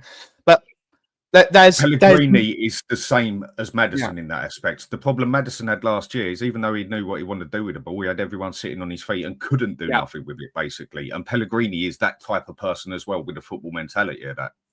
Depending what you want. He's another one who I'd love at Spurs, and I don't think it cost us more than 30, 35 mil. Lookman is the player we should be going for. Lookman is such an easy deal. It's one of those ones, as you say, put the money on the table. There we go. It's one of those ones. And Atalanta are clever enough to be able to structure the deal. They would structure the deal well so it'd look good on their books. It's just such an easy deal to do. Just get it done. It's such an easy deal. I know there's nothing easy in football, but compared to the deals we have been trying to do, like the Morgan Gibbs-Whites and the Eberechi Eze, apart from those are very difficult deals, compared to that, Lookman's easy. It's an easy deal. I mean, think of it. I mean, Elliot is another one I'd love us to get, but Lookman, I'll take over Elliot easily. You should get both. You should get both of those players. Yeah, we were serious. You're getting both. Dan, I agree with you in essence. But if Tottenham was serious right now, if we can't land the big players, if you can't land Eze at 68, if you can't land Savio at 70, Go and get Harvey Elliott at 40, Lookman at 40. You've got 80 million there, and you've still got money left over to then go and buy another player. If Tottenham started doing that and started having bodies and options, I've got no problem with not bringing in a marquee signing. However, if you're going to go and get the 2 top players, fine. I just don't think we can attract them. I genuinely don't think there is enough about Tottenham right now. Winning the Europa League for me wasn't enough to make us attractive. I've said this a number of times. I might be right. I might be wrong. Bless me. Sorry. That snuck up on me really quickly. I didn't have the time to get to the mute button. I don't think we're that attractive. However, are we really saying if we go to Elliott, if we go to Lookman, are we saying that these guys that are both from London, by the way, and Elliott's from Surrey, but I'm not going to split hairs. If we're saying these boys that are both from London wouldn't want to come and play at Tottenham Hotspur from Atalanta and from not getting a game at Liverpool, these are sensible signings for me. And money talks again at the end of the day. And like I said, another one who I'd like us to go for. Okay, his ratings ain't top, but I think he's significantly better. He's internationally good. What's his name? Torino. Is it Vlasic? He's another one who we could go for, and I reckon we'd snap him up 15 mil. And he's better than any option we've got in attacking midfield central sort of thing. I mean, do you know what one I'm on about? What's his name? Nikola Vlasic, I know you plays mean. at Croatia. Yeah, I think he's another one who's a very good player. It doesn't look so good on his stats because Torino ain't a great team, but I think another one, give him that open role as such, and that I think he's another one you can bring him up a level or two. We ain't going to get world class and even quality players. We don't even need those, Dan. We just need better. Good. We've been playing. We just need better than what we've got. And I then, think literally, you weren't here, but said if you get a little bit better every single season and you just improve little by little, we've already improved the defense. We can improve our attack massively, even though Isn't it's this not what big. We've done under Poch. Yeah, isn't this what we've done under Poch? Little by little. Like, under Poch, he was no one. Isn't this what we've done under Harry? Let's use Harry and Poch. Neither of them signed world-class footballers. Neither of them. We went and got Son, who was an up-and-coming player from Germany, right? We went and bought Dele Alli, who was a kid at MK Dons, right? We had Eriksson, who had just joined the year before, who was a young playmaker from Ajax, right? Kane was a young player from the youth team. Wanyama was from Southampton, right? Alderweireld, good defender, but couldn't get in the Atletico starting lineup. Right? Look at all of these players that we signed. None of them was 70, 80 million world-class players, but we put the right team together. They were good players and we built. Right? Right now, I think we need to do that again. Yes. Do I want Savio at 70 million? Sure. Great. Get him in. Brilliant. If you can't, go and build a squad with numbers for the Champions League. Get Lookman. Get Elliott. Get Wissa. Now, what I've just done there, those three, that's 120 million in my mind, 40 million each. Let's just say roughly. I know Wissa might be a bit more. You've just added goals with Wissa. You've just added creativity and wide play and central play from Lookman. And you've added a number 8 stroke number 10 who can also float out to the right with Elliott. That's 120 million pounds. Right? Sensible squad building. Right? All three of them, if I'm not wrong, two of those, if I'm not wrong, are homegrown. All three of them have got Premier League experience. All three of them are adults. I know Elliott's 22, but he's been around forever. This is what I want to see Tottenham doing. But we have too many fans for me that just sit and look and go, rubbish. He's rubbish. I want Eze or nothing. And baffles me, guys. Baffles me. I wouldn't mind selling. We have to forget it. We have to forget that transfer saga is over. We've got massive egg on our face. We're massively embarrassed by it. We have to move on now. It's done and dusted, isn't it? It's done and dusted. There's no chance it's going to fall through. All the contracts are now signed. The medical will take place. It's done and dusted. We're not going to get a player that was a opportunity that we failed to get over the line. Now we need to make sensible signings. Opportunities are there, and you should try and go for opportunities. But now we need to see what we can do quite easily. We've got got to make sensible little deals. Sensible deals, and now we can't go for opportunity now. We've got to do what we got to make educated purchases. I wouldn't mind selling Bissouma for like 20 and then buy like Lewis Ferguson for like 30 million euros, especially because I think he's a proven player in Serie A. I don't know if you guys agree, but I think Lewis Ferguson is a really, really good He's box to done box. well out there. The Scottish fella. He has done well. Yeah. The fans won't have it. I can tell you that, Rinketic. The fans will lose their mind. I'd rather sell Basuma for 10, 15, whatever we get for him, and go and put that towards getting Harvey Elliott. Then you still got an English player in there, and you got one who's going to do better than Basuma. Everyone knows I rate Basuma as when you get him as the player playing the right way, he's a very good bloody player, but he ain't got the mentality for it. It's proven. It's done with him. He's got to go. And I'd take Harvey Elliott all day long. But again, we had this chat pretty much at the start of the window when it opened up. And a lot of people said, no, wouldn't touch him. He's not good enough for us. Again, I keep going to the points that we made last year when we made signings for the middle. And me and you checked up a few things and we named about, 5 or 6 players that we could easily have got who would have actually cost the same money and less on wages to, dare I say the name, Archie Gray. And they would have actually probably got in the first team as well. But again, that's where we seem to be at Spurs with a lot of fans. Obviously, not every fans, but you go through a list of players. No, don't want him. No, don't want him. Yeah, and then when people go and tell me Locatelli ain't good enough for Spurs, get on with it. Dan, what makes me laugh is, Dan, over the last few years, we have watched squads that have got Winks and Sissoko in midfield, Archie Gray in midfield, Tell, Odegaard, Richie, Solanke, right? Skip, Ben Davis. We've got Emerson Roy. We've got all of this, right? And yet you suggest Pellegrini, you suggest Lookman and Elliott, and our fans go, no. And I'm like, do fans think this is Football Manager? Yes. Do they think that you can just go out and buy anybody? Please, the football food chain, they've got to realize who we are. So earlier when I came on, I talked about like fans talking about Dibling being generational and stuff. That's because they say that like on FIFA and like Football Manager and stuff. So people believe that Football Manager and FIFA, that's like the reality of like in real life football. But in most times, that's not how it works. No, I agree, Rinketic. I do think that, listen, in an ideal world, do I want to wake up and see that Spurs have signed 4 to 5 world-class footballers? Of course I do. Dan does. You do. Ben does. We all do. Do we realise that Spurs aren't that club? I think we all do, right?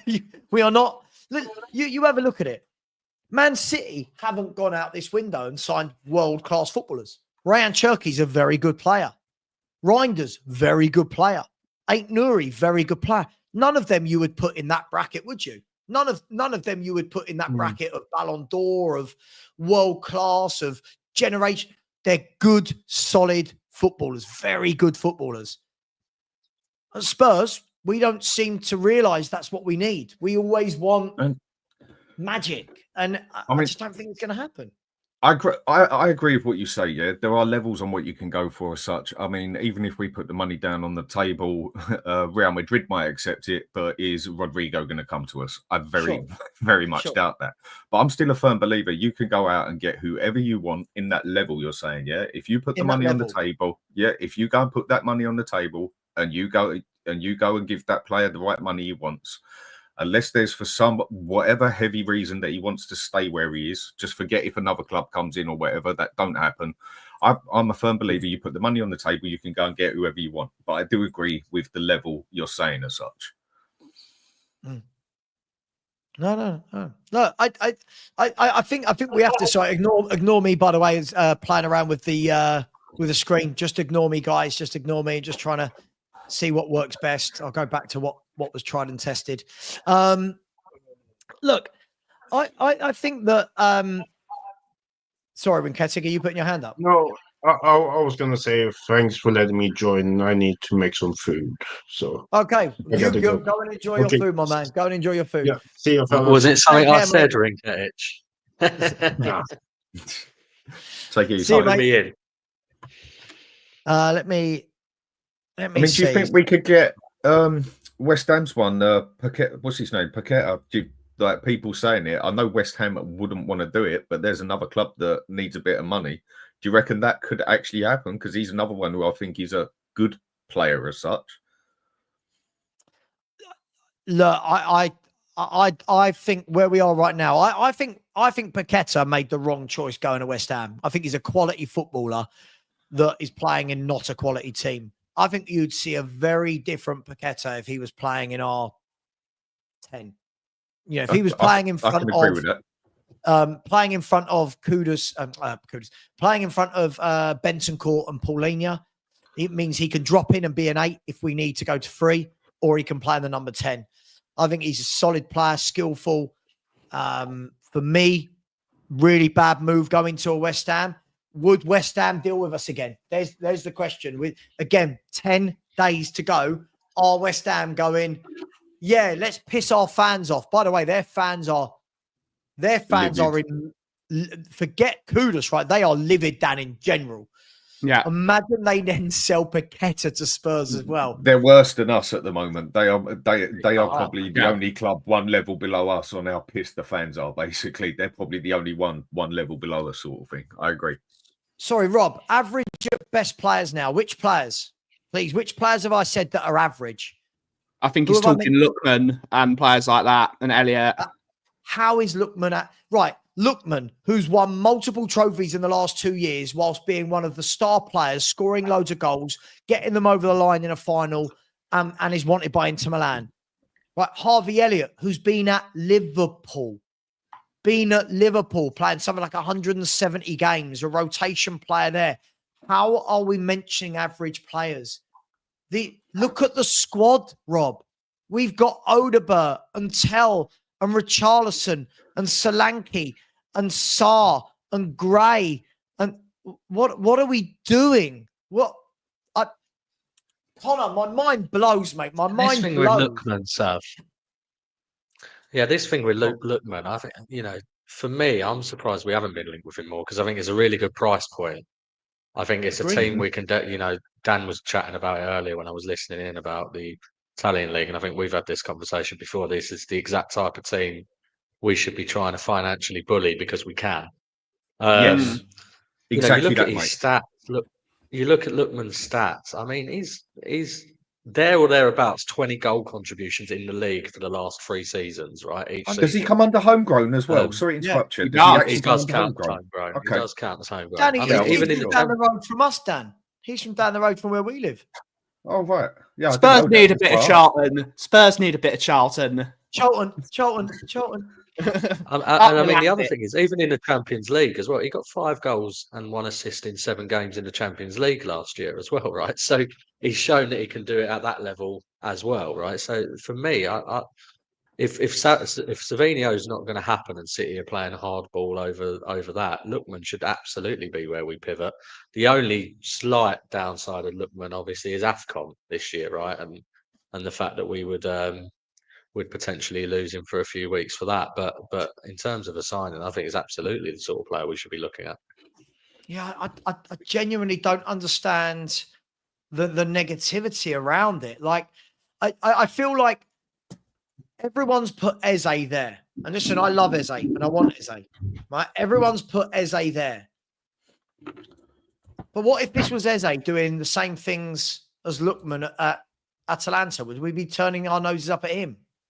Sav, you know what it is? I think people are judging him on his period at sort of Leicester and Fulham, which obviously was years ago. But even I'm just looking at his stats there. Bearing in mind they were two poor teams, at the time. He got 8 goal contributions at Fulham in the Prem in 30 odd games. It's not like it was horrific. I mean, he's obviously improved massively.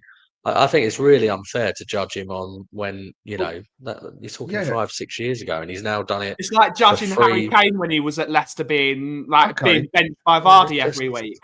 if you're going for if you're going to go judge by what a player's done the season before, I mean, I don't like the idea of just judging the player of the season before. Of why I don't like that we got Solanke because he had a great season before. But then if you look at his other 10 seasons, whatever, he's been awful. But then if you want to go like that, then we shouldn't have got Kudus either because he was pretty. He was not good last year. So players. I mean, you're not even talking about him a season or two later. You're talking about this is a few years where Lookman has progressed. Do I think it's a step down from Eze? Yes. But are we in a position that he's not a good player and significantly better than what we've got there? Yeah, I think the other thing is the next one we should be going for.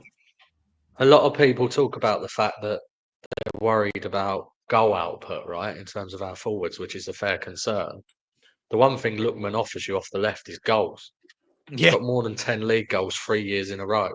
So, you know, and as I said, 5 goals in 7 in the Champions League. So, you know, in terms of an output, goal scoring ability type left winger, he's a really good option for me. Yeah, but by the way, sorry, when you said gentlemen, sorry, but you're not a top 6 club. Well, we are. Only one man was able to bring you a trophy and was sacked. Remember when Ange called a player, got the deal done? Sorry, did Neto join? Did Neto join? There's a player that we wanted that didn't get the deal done. Sorry, please don't. Everything you read in the paper isn't true. Oh, Ange called them up. It's all right for Ange to call up people like Tell that aren't playing and get him over the line. It's all right for Ange to call up Maddison, who had been relegated with Leicester City. What happened to Sorry, these things really pissed me off. What happens to Colomawani when he had to choose between Juventus and Tottenham? Where was the phone call from Ange to get that deal done? Whoa, Ben. Whoa. Where was the phone call to Colomawani? Where was the phone call to Tamori, who rejected us on loan? Where was the phone call to Doué, who picked PSG over us? It's ridiculous. We've got to stop doing this, guys. We've got bigger issues to worry about than Angepostecoglou. We've got much bigger issues to worry about. He's down Forest by the sounds of it, isn't he? Oh, I'd love that. I Can you messaged imagine? Wolfie immediately, and he was like, nah, BS, it's not true. I'm like, oh, I hope it is. I said, I really want you to be managed by Ange. I really want you to be managed by him so that you can see the pain that we had, right? But when you were all going, oh, you should have kept him. Let's see if you feel that way when you're playing. But Connor's absolutely right, guys, right? We keep going on about goal output. You name a player that's got brilliant goal output for 3 seasons. Nah, don't want him. Like, who the fuck do we want? Don't want Wissa. Not good enough. All right, no. Cool. Don't want Lookman. Okay. Who do we want? Can you imagine Niko Milenkovic under Angepostecoglou? Oh, God. Oh, God. Oh, gosh. Oh, but wow. Again, as an overall defender, Milenkovic, I've always rated him so highly as a player, and he's one you can practically put down on paper and put a bet on it that you will see a 7 out of him at least every single game. Sure.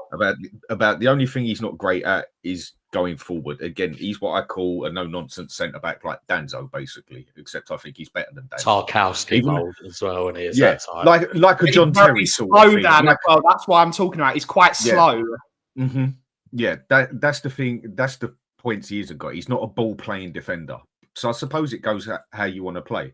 3 at the back, perfect for the middle. But the way I would personally play if I'm playing 4 at the back, I don't want 2 ball-playing defenders. I'd want my no-nonsense centre-back with my ball-playing defender as such. Correct. But that's just a personal opinion. Like I would personally have Danzo next to Romero or Danzo next to Van der Ven. But again, that's just an opinion on how everyone's got their own way on how they play as such. Yeah. Again, Atalanta players tend to flop after moving. I mean, look, imagine we lived. Yeah, like Romero. Imagine we all lived by this. Imagine we said, "Oh yeah, but anyone who's been at Man United is crap." So okay, let's never buy a Man U player. Anyone who's come out of Atalanta, let's not buy anyone from them. Chelsea won't deal with us. Paul. Arsenal won't deal with us. Have you noticed the pool of clubs starts going? Ridiculous. We can sign off of Leeds, basically. This fan base, I've never known so many fans. Jim, I'm going to give you one more chance, please, dude. You've spammed about Angepostecoglou about 15 times. I genuinely don't care. Like, I don't care.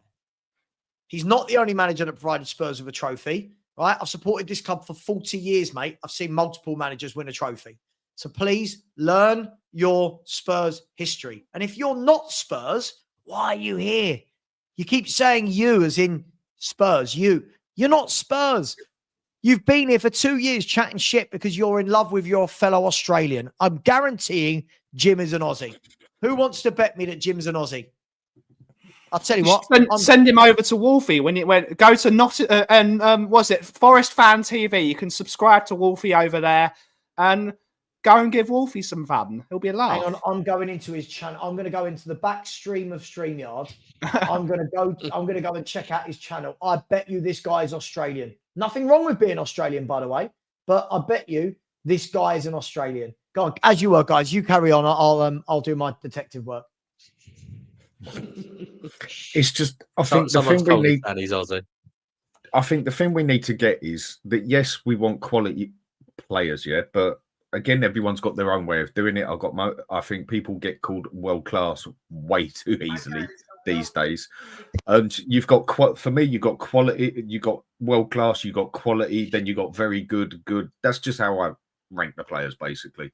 And at the moment, the stage we are at, we need good players. I mean, yeah, obviously you want better than that, but we're at a stage where are we going to, especially with 10 days to go, are we even going to be able to go to a majority of clubs, especially if we're only looking at buying players in the Premier League, and go and get a quality or even a very good player?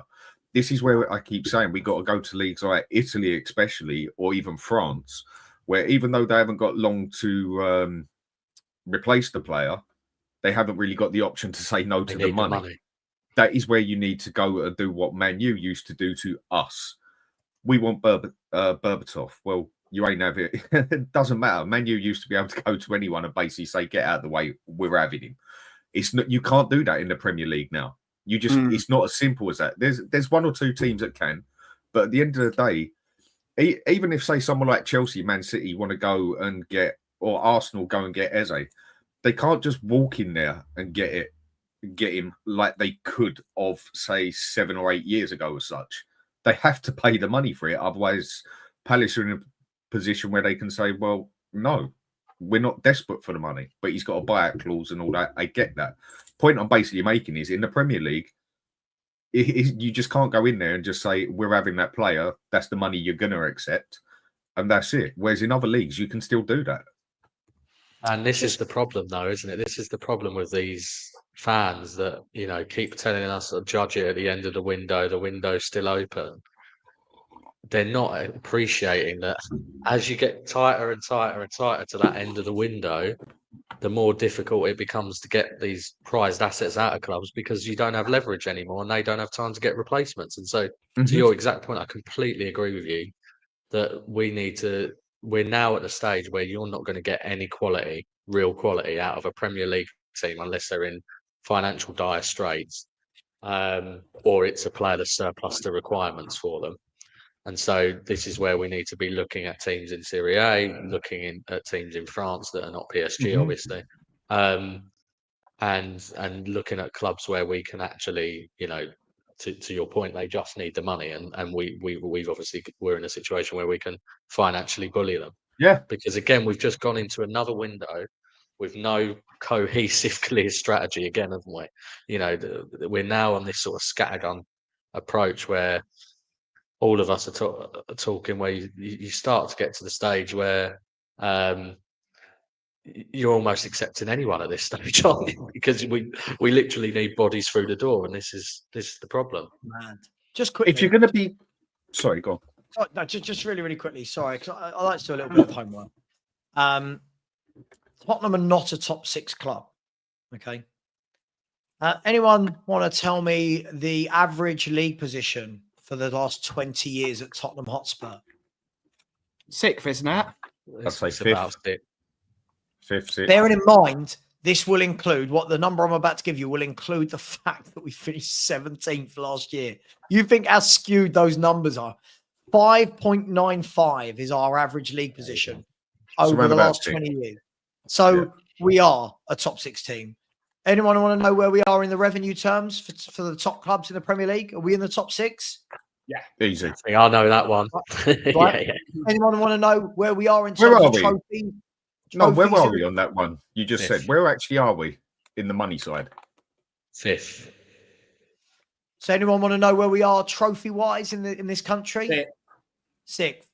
Everything is top 6 at this club. So I hate it when these fake fans that followed Angepostecoglou here start telling us real fans about our club.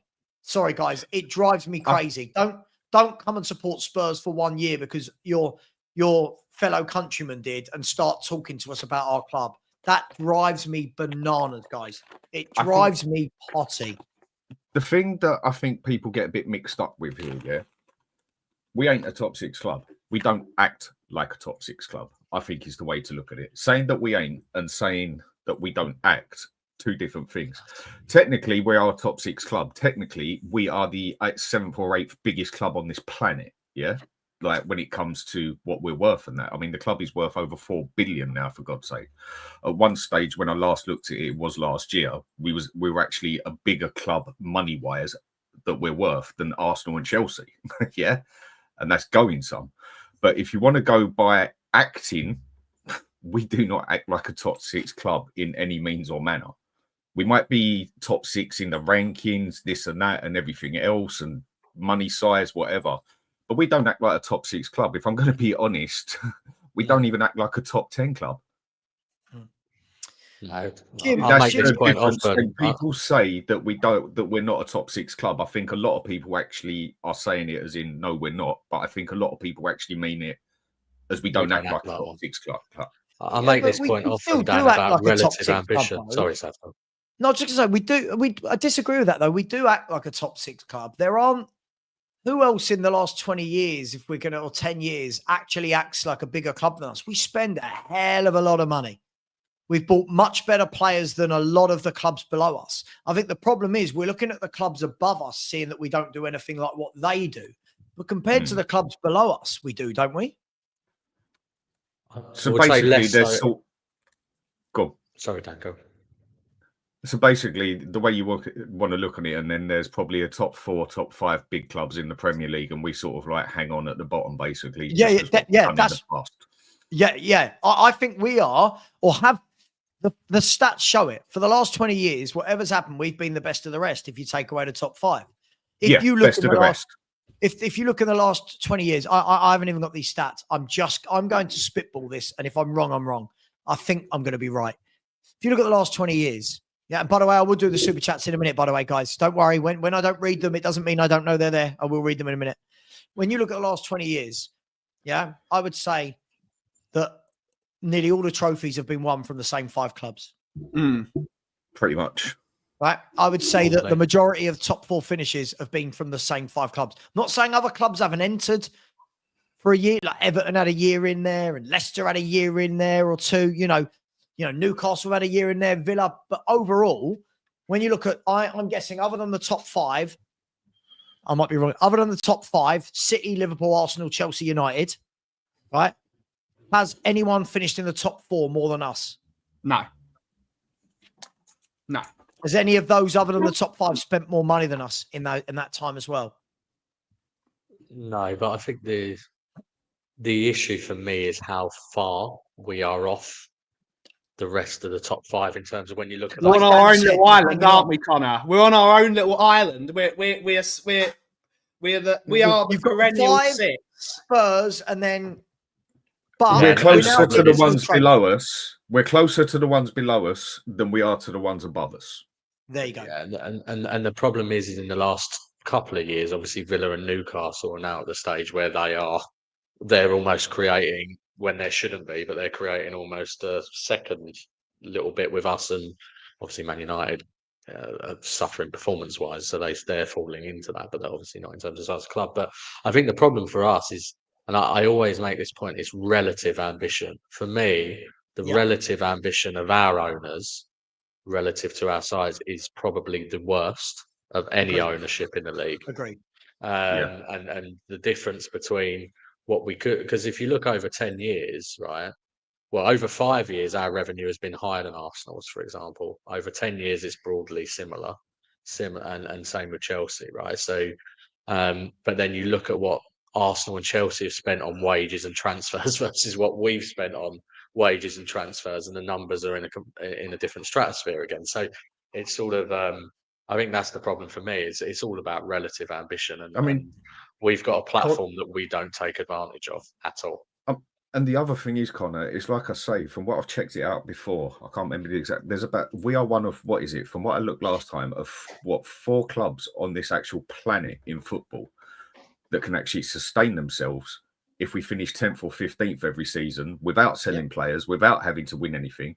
You look at Chelsea. Chelsea couldn't sustain themselves properly without winning stuff or selling their youth players, of which they are excellent at doing it. Yeah. There is not many clubs out there that could do what we do as such. Say we finish, like I said, finish 10th every season, win nothing, sell nothing, and that, and we can still more than sustain ourselves. There's only about 3 other clubs apart from us on the planet that can actually do that. Yeah. By the way, people are asking about salaries. Let me show you that again. This is with Copology. So this is for this season as it stands at the moment. We're 7th. Obviously, City, United, Arsenal, Chelsea, Liverpool, and then Aston Villa, who have paid some big wage in the last few years. If you go back for the previous, I believe it's the previous 10 seasons, Tottenham are in the top 6 for every season, if I'm not wrong. I think it's only in the last year that Aston Villa have started to shell out some big money and stuff. Connor might tell me I'm wrong. And it's going to cost them as well because they haven't sold in nearly enough players because of PSR. PSR is didn't Ramsey cover it though? I'm pretty sure. I think it will cover it for this. I think now. I think it inches it, but I still think they need to. Like, what was it? 90% of their revenue they're spending on.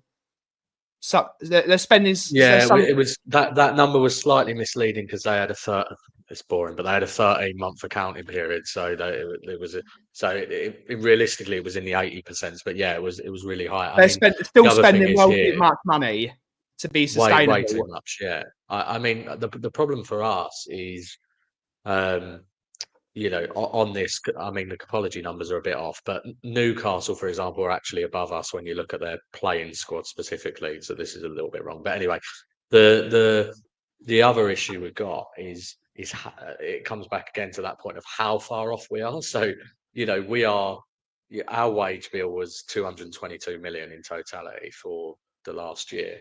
The next lowest of the rest of the big 6 was more than 100 million over us, right? So that gap is just so humongous, and that's for clubs that have got similar revenues to us as well. And that's the problem, isn't it? I think that gap needs to be closed, and I think most fans don't want us to go and do an Aston Villa, but they want us to say that we're currently at 42%. Why can't we be at 50? 60%. Is that what we should be chipping away at the big 6. We spend a bit of money here to get a big player in here, a bit of money here. You don't need to go mental. We don't need to go mental, but we can chip away at that little gap between. We can get closer to those incrementally. The other thing is, though, you see what happened with Villa. I mean, Connor, you know the money better than us by the look of it from what I've seen of you and that. But we could actually go and do what Villa did, and that's put all the money in, and it's backfired on them, basically, where they didn't get top 4. But we could go and put all that money in, do what they did, don't finish top 4. Okay, it hurt us a bit, but we'd be able to get on with it and not have to get rid of players to get ourselves back in whatever else. Again, I can only go by from what I read a while ago and what I've seen in that. If you go by technically, we could probably be one of the top 3 clubs in the world that could actually go out and spend the most money and not even get looked at it and having to sell players and everything else. Yeah, you look at what Liverpool have done. The reason Liverpool have been able to do what they've done this year is because they spent absolutely nothing last year. And obviously they won the league, this and that and everything. This is the reason why they can go and do it. Why were they able to go out and get other quality players like they did? Because they sold what's-his-face to Barcelona. And that gave them the money to go out and do what they could do. The money we have that we could technically spend, if the money is there to spend as such and not just there in shares, if I think is the right way to put it, we could go out and outspend any club, nearly any club on the planet, and not have and not have the rules come back on it. And not have PSR come backfire on us. Even Barcelona can't do it. Real Madrid have to be careful with it. Man City have to be careful with it. Even Man U and Liverpool have to be careful with what they do. Chelsea, that is why they are so brilliant in the aspect of selling their youth players and whatever, is why they can go and do it. And plus, they also found the loopholes in the law, which we should have said, right, they've got that.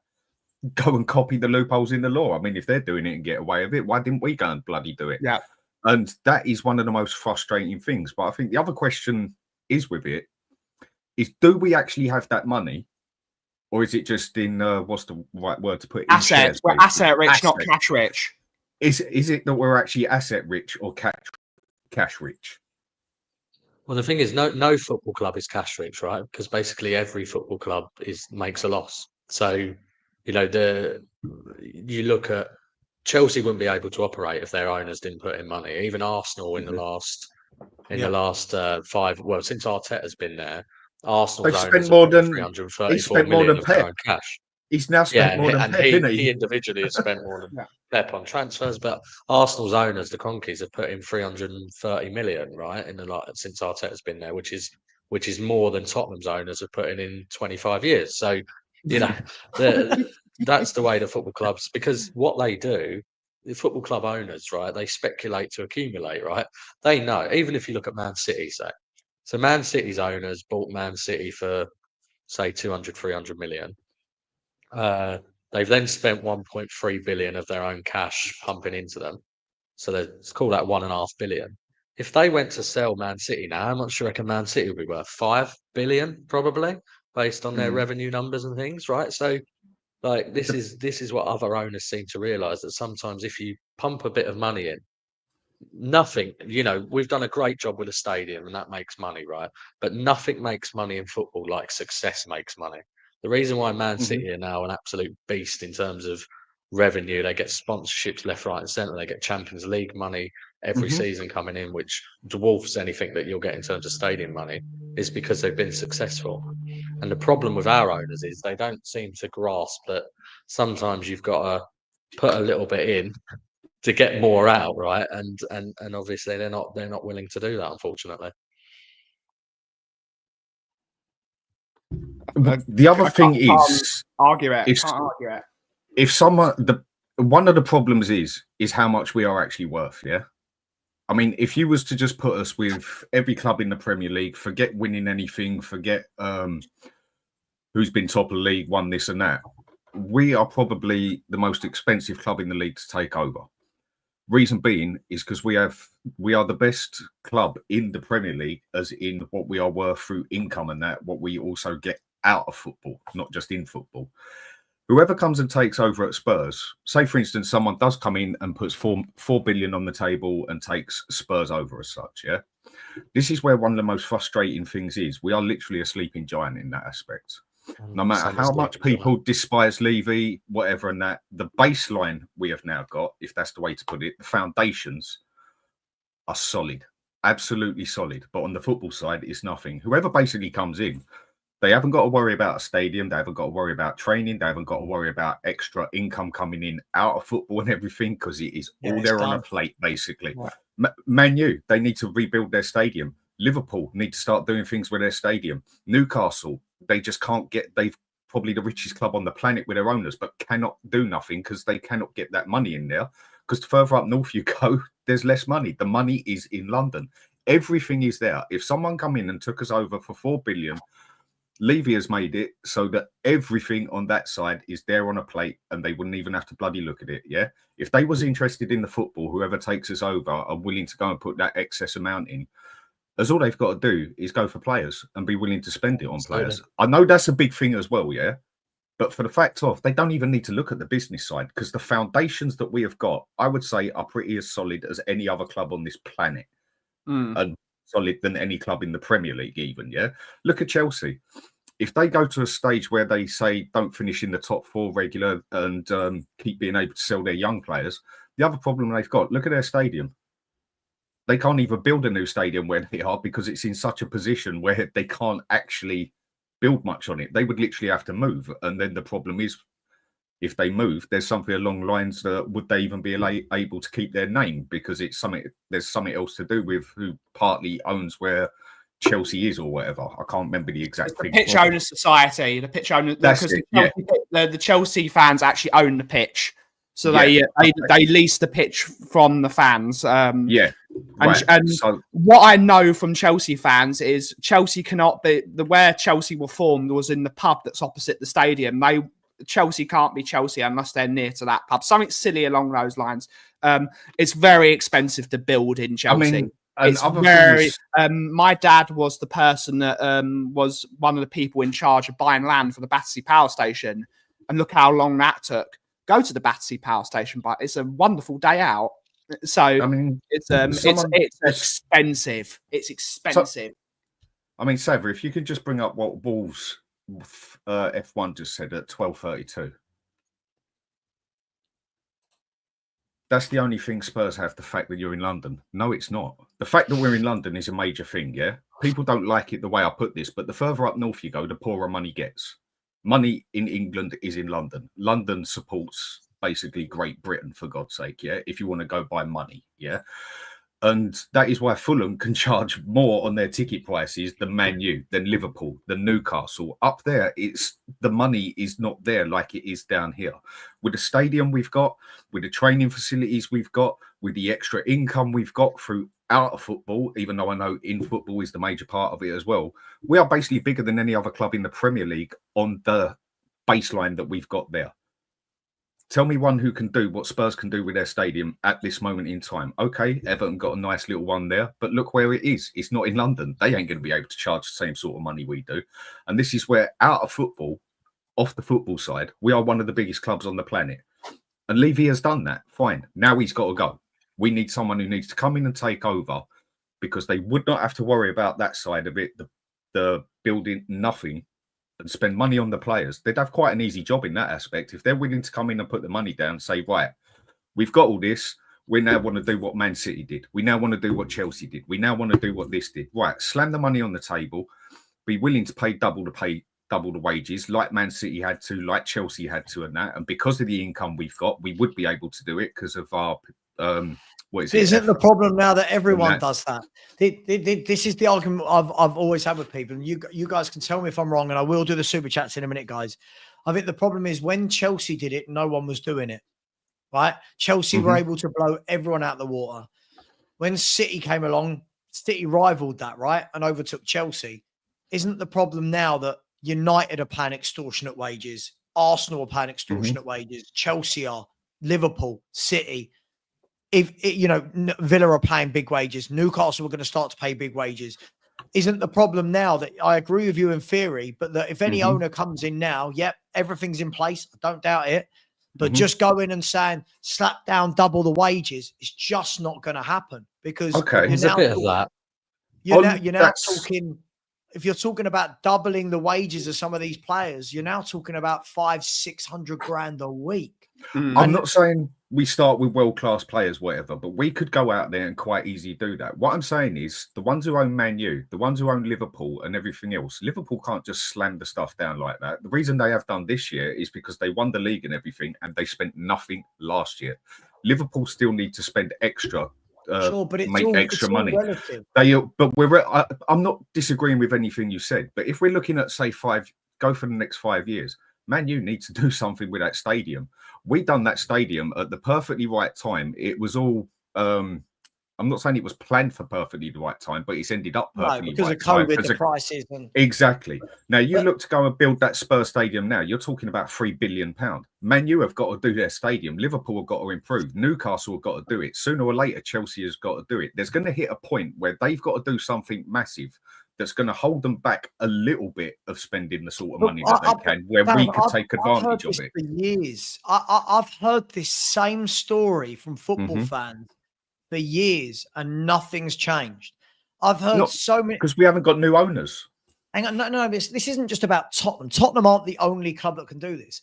The point is, I do feel like this is all relative as well as to knowing who we are. Yes, we all want better. Yes, we can strive for better players. I don't think that new owners coming in yeah, automatically means that suddenly these top players around the world want to join Spurs. Oh, it'll take time to build gotta it. It's do not it going to happen in gradually, 5 haven't you? minutes. I'm No, talking about doing it gradually, but we can No, do it with new owners. I understand it's going to take, yeah, sure. And we should be able to do it with these owners, which I guess is the point. But Oh, yeah. the thing for me is as well is history plays a part. You know, people, are they going to listen? You know, when Man City got their money and they started, I think Robinho was like the first Was one of the first 30 million. one that came in. You know, nowadays Spurs aren't going and attracting a Robinho. I know there's no Robinhos now, but like Spurs aren't going and to attract a Robinho.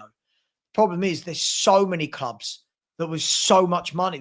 Listen, I'm not saying we won't be able to get better and won't be able to start trying to compete, but I just think that we missed the boat. If I'm honest, that's my biggest issue, is that we missed the boat of when Newcastle didn't have money, right? Yeah, Arsenal no, you're right. didn't have money. On that aspect, you're right. The only- I agree. Everyone's got. I think Look at like even look at some of the smaller teams now.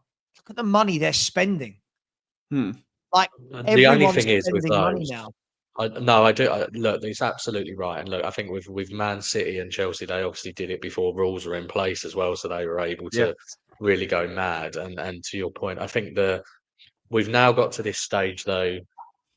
Let's run this hypothetical example that we get bought out by Middle Eastern money, just for example, and they really want to go for it. The clubs that are not in the traditional big six, are hampered by PSR, right? And that's why Newcastle have hit their cap that they've almost hit. You know, they've gone from a team that was 17th to a team that's in the Champions League in 2 or 3 years, which obviously shows that by having new owners, you can make that sort of leap. But they've hit a bit of a cap because they can't spend because of PSR and Villa are having similar issues with Whereas we could. financial rules.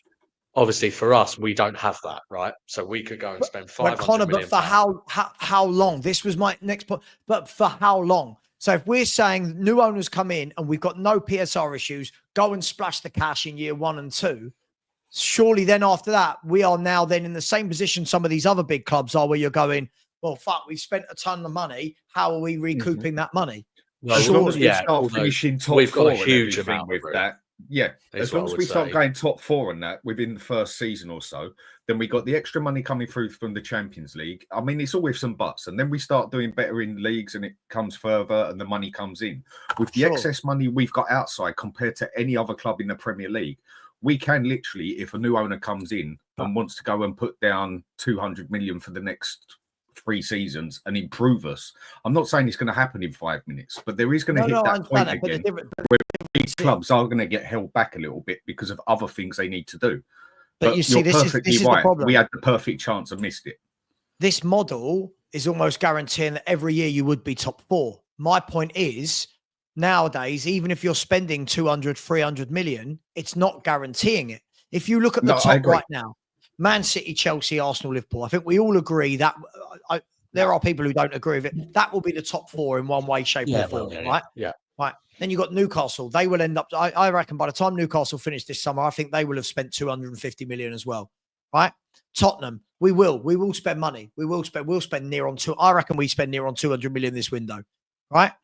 Plus the money that we spent in January, if you're going to add in Tel and Danso into that window as well. So that's going to be nearly 250 million, right? None other than that big 4, who's guaranteed top 4? I just feel, I'm so gutted that we missed the boat. I'm so gutted that we missed that boat. For me, that's what I'm frustrated about, because now I just don't feel it's as easy as when Chelsea and City did it. I felt like they didn't have the rules. They didn't have people competing against them. Now, the money in football is just insane. But I think I saw today, haven't Wrexham got a bigger net spend than Spurs this summer? Did I see that right? Their model, though, has to get them to the Premier League. If they have to. No, I know, but that's not the point, right? If I think I saw that right, that they said this morning that Wrexham's. Hang on, let me make sure I get this right. What's embarrassing? Right, surely. Huh? That can't be right, surely. Someone sent earlier. Hang on, let me. What was it? Here we go. So Wrexham now have the 29th highest net spend in the world this transfer window, just behind Inter Milan. Tottenham without including their loan obligations are 35th. Okay. Jesus Yeah, Christ. It's brilliant. So we're just behind Al Hilal, Neom, Wolves, and Galatasaray. Yeah, Like, I mean, it's slightly disingenuous to exclude those deals because I know there haven't been improvements to the squad, Sure, but they but do it count shows the now. But yeah, I know story, it's right, you know? outrageous, mate. Look, you don't have to. It's You don't have to It tell is me that. silly, But isn't yeah, no, it? I I mean, know, look, It's very I funny. know. Essentially, this window, because if I'm not wrong, and please tell me if I'm wrong, the dance, show, and tell revenue goes into January, right? In terms of when it was allocated, Yes. right? If I'm not wrong, Connor, am I No. right? Am I wrong? no, it will start. It will Dance show money start does, from right? no. It starts from the. How? It starts from the Oh point yeah, it's because at it was a with loan. It was a permanent. loan with an obligation, wasn't it? And the obligation wasn't done until the Even summer. though it's an obligation, yeah, it still starts from the point it's that the deal was made permanent. Yeah, but they would have. Regardless No, of the no. My point is, financial they bit, would they have put the haven't made money. improvements to the squad. They would have had that in mind. The money in They would have January, budgeted in their head right? that money then. Yeah. Right. Otherwise, So the which counter argument you make is we spent no money in January, right? And then you No, can no, criticise the club for that. sure. I get it. So what we're looking at here is the only real money we spent this window is 55 million on Kudos. If you break it down like that, 5 million for Takai, a 5 million loan fee for Paulinho, and 55 million on Kudos. That is Pathetic. just whichever way we bring this back, whoever's right or wrong about the future, about revenue, about being bought, that is fucking diabolical for a Champions League football club. Yeah. We keep mocking Newcastle. By the way, everyone, all I hear is how bad have Newcastle been in the window? Newcastle have bought Aaron Ramsdale. Newcastle have bought Tiao. Newcastle have bought Ramsey. Newcastle have bought Alanga. Like we've been rejected more times than Newcastle this year, and no one's talking about it.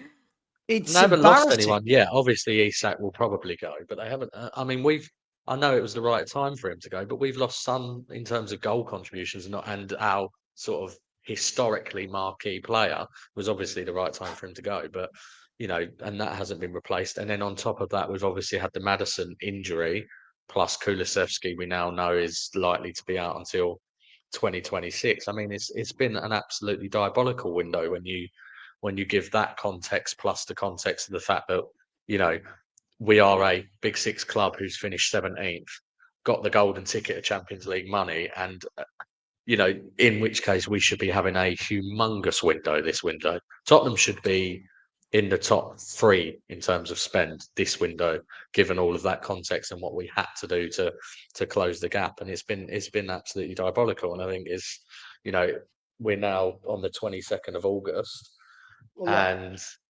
we're miles off it. I mean, Connor, with the size of our...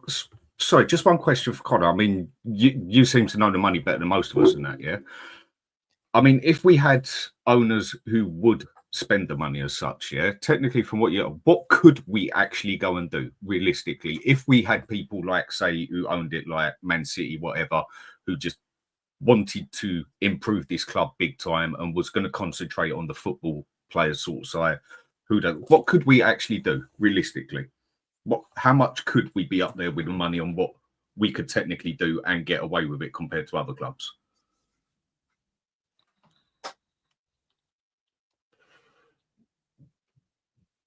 It's such a good question. He's dumbfounded. He's frozen.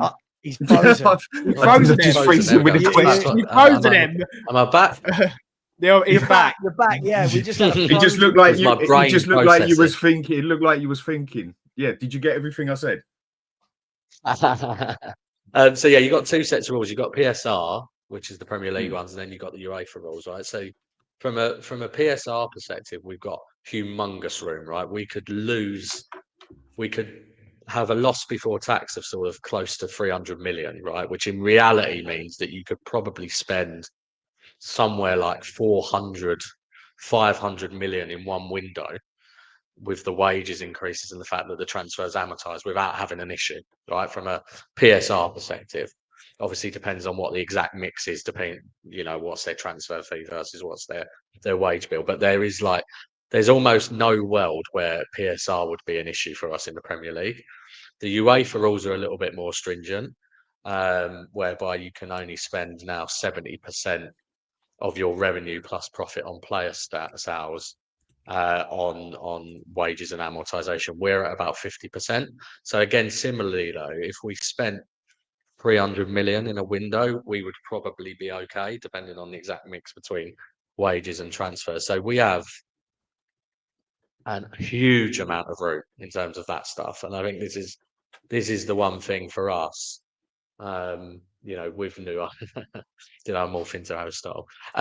With new owners, whereby you can make a huge amount of money. Someone just asked the question. I thought you could only lose 105 million over a 3-year period. Yes, that's right, but that 105 million is after you make various deductions. So depreciation, for example, is one of our big ones. So we have a 70 million pound depreciation charge every year related to the stadium. So, for example, just adding that on to that 35 million means that effectively our loss can be over 100 million each year over the 3 years. So yeah, I mean, look, we could spend a huge amount. I do agree. Back to Savva's point, I do agree it's a different time now because everyone is almost spending 250 million each window. But I think for us, what really would be, I suppose, the main difference between getting new owners in now would be you are then demonstrating that you have the ambition to do that every window. And those owners come in with that ambition that look at this super exciting Tottenham project whereby we want to win everything and we're going to back and we're not going to have empty words like Daniel Levy's where he says, I want to win the Premier League, Champions League, and we're going to back Frank to the most of my ability because everyone knows that's bollocks. We're going to have owners that actually are going to spend 200, 300 million every window and they're going to spend the wages as well. And I think that's the difference. And you have to do it gradually, clearly. You're going to have to do it over a couple of years. But I absolutely agree we're a sleeping giant. I also think that we are in the situation, to Dan's point, everything is done, right? In terms of the stadium, the training facilities, you've got owners have only got to come in basically and say, we need to spend on players. That's all we need to do, right? So if they wanted to sell the football club for 3.5 billion, they'd sell it tomorrow. If they wanted to find a buyer, and the reason I say that is because you've only got to look at when Chelsea came up for sale. When Chelsea came up for sale, they had 4 or 5 suitors that wanted it. United had a number. Which is why I always say they will sell when they want to, Connor. That's always been my issue with it. I think they will sell when they want to. They're not going to sell the club for 4 billion, though. If the club is worth 4 billion, supposedly, they're going to want at least 7. And they could sell it for 7 because it's got everything. They own half the area property-wise, the property portfolio. They have the power to buy even more property with the property they've already got. Daniel Levy's not going to sell Spurs for anything less than 7 billion.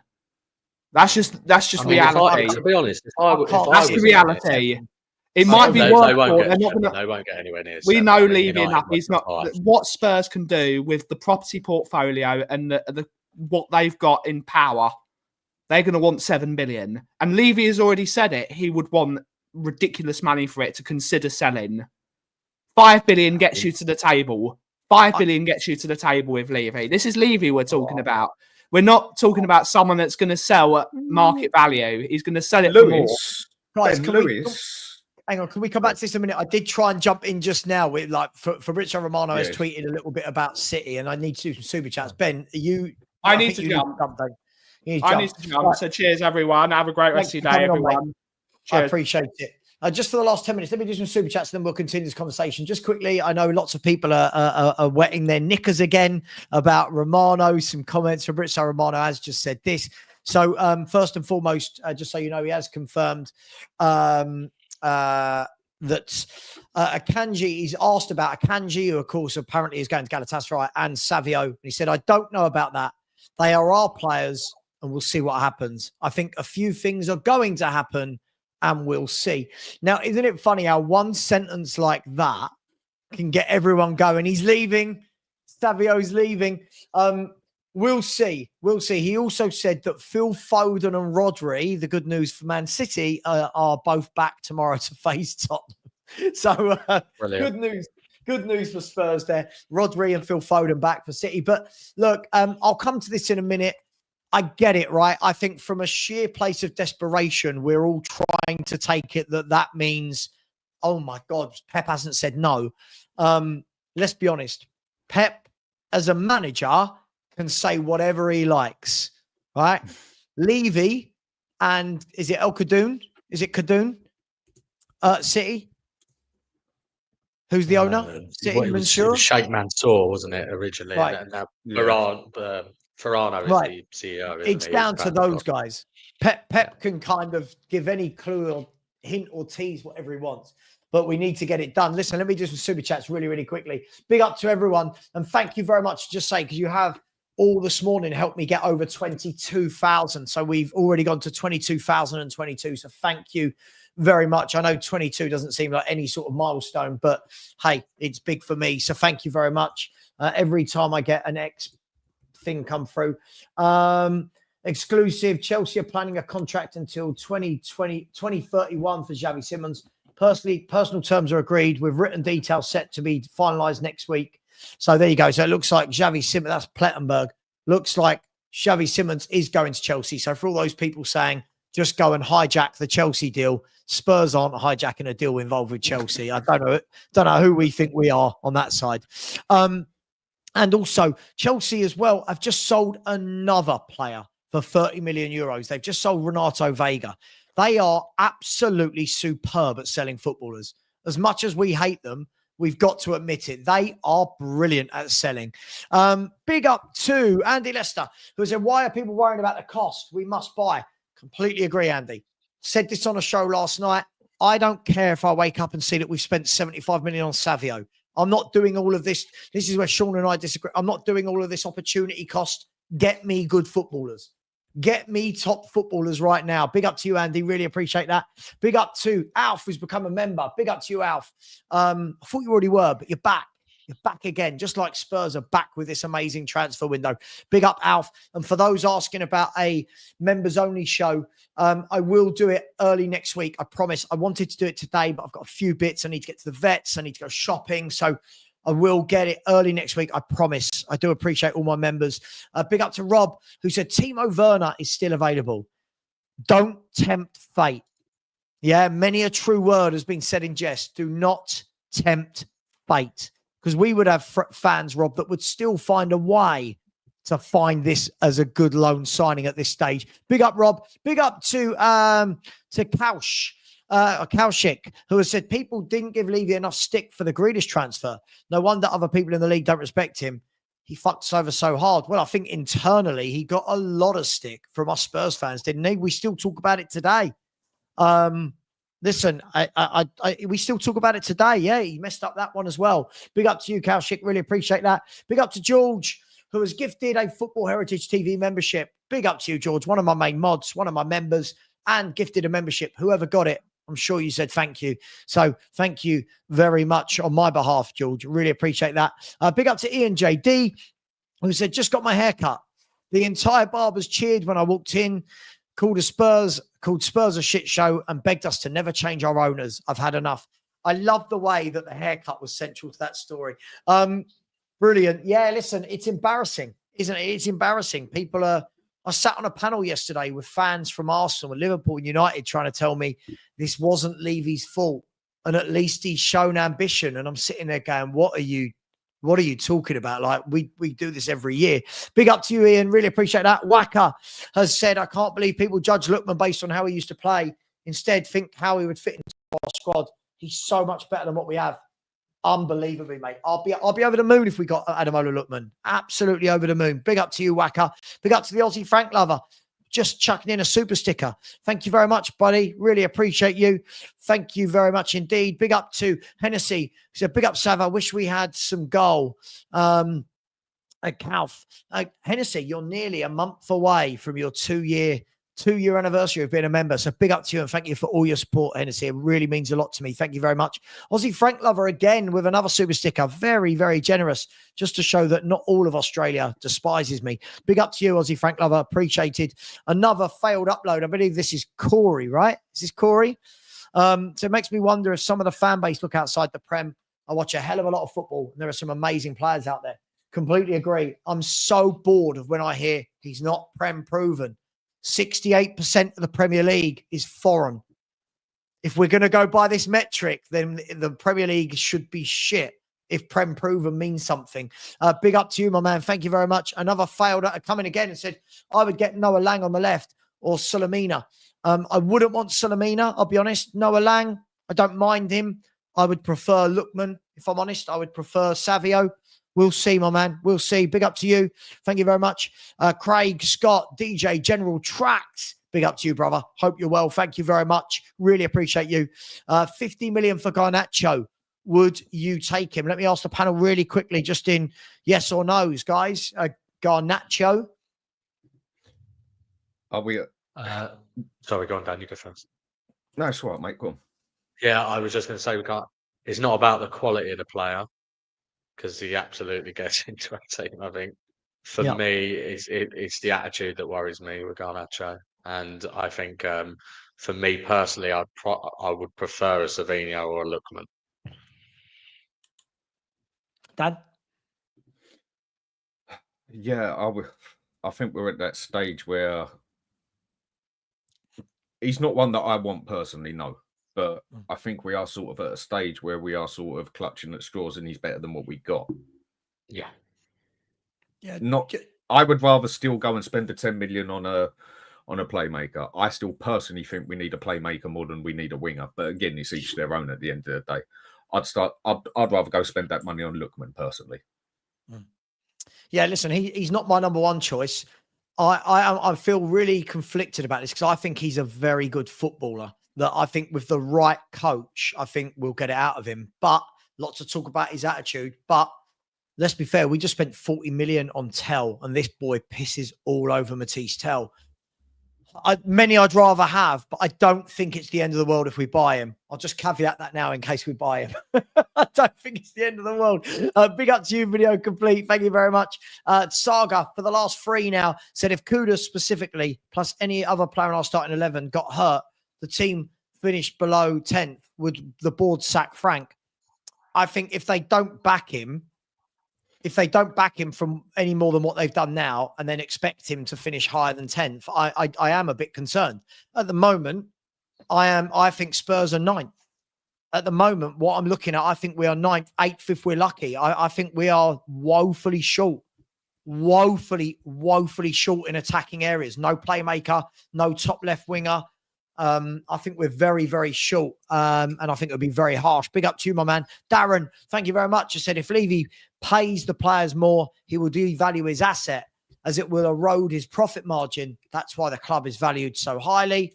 Connor, just quickly, I know you're the financial guy. Not particularly, to be honest.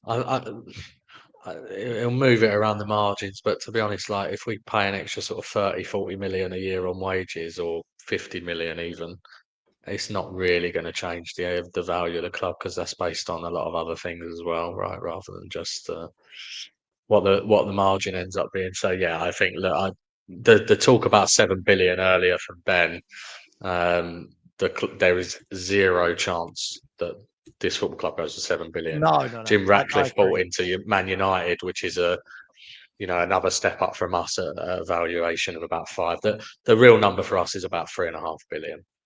Yeah, I agree. I think 3.5 to 4 billion is probably where the sweet spot is. Big up. Thank you for that, Darren. The last 2. Big up to Nick, who has said, why don't you bid 65 million for Andre Santos? Good deal. Mate, we wouldn't even pay 68 million for Eze. There's fat chance we're going to try and buy Andre Santos off you lot for 65. But thank you for the suggestion. Really appreciate that. And Andy Lester has come in to round off the super chats and said, fractured wrist today, less painful than the window.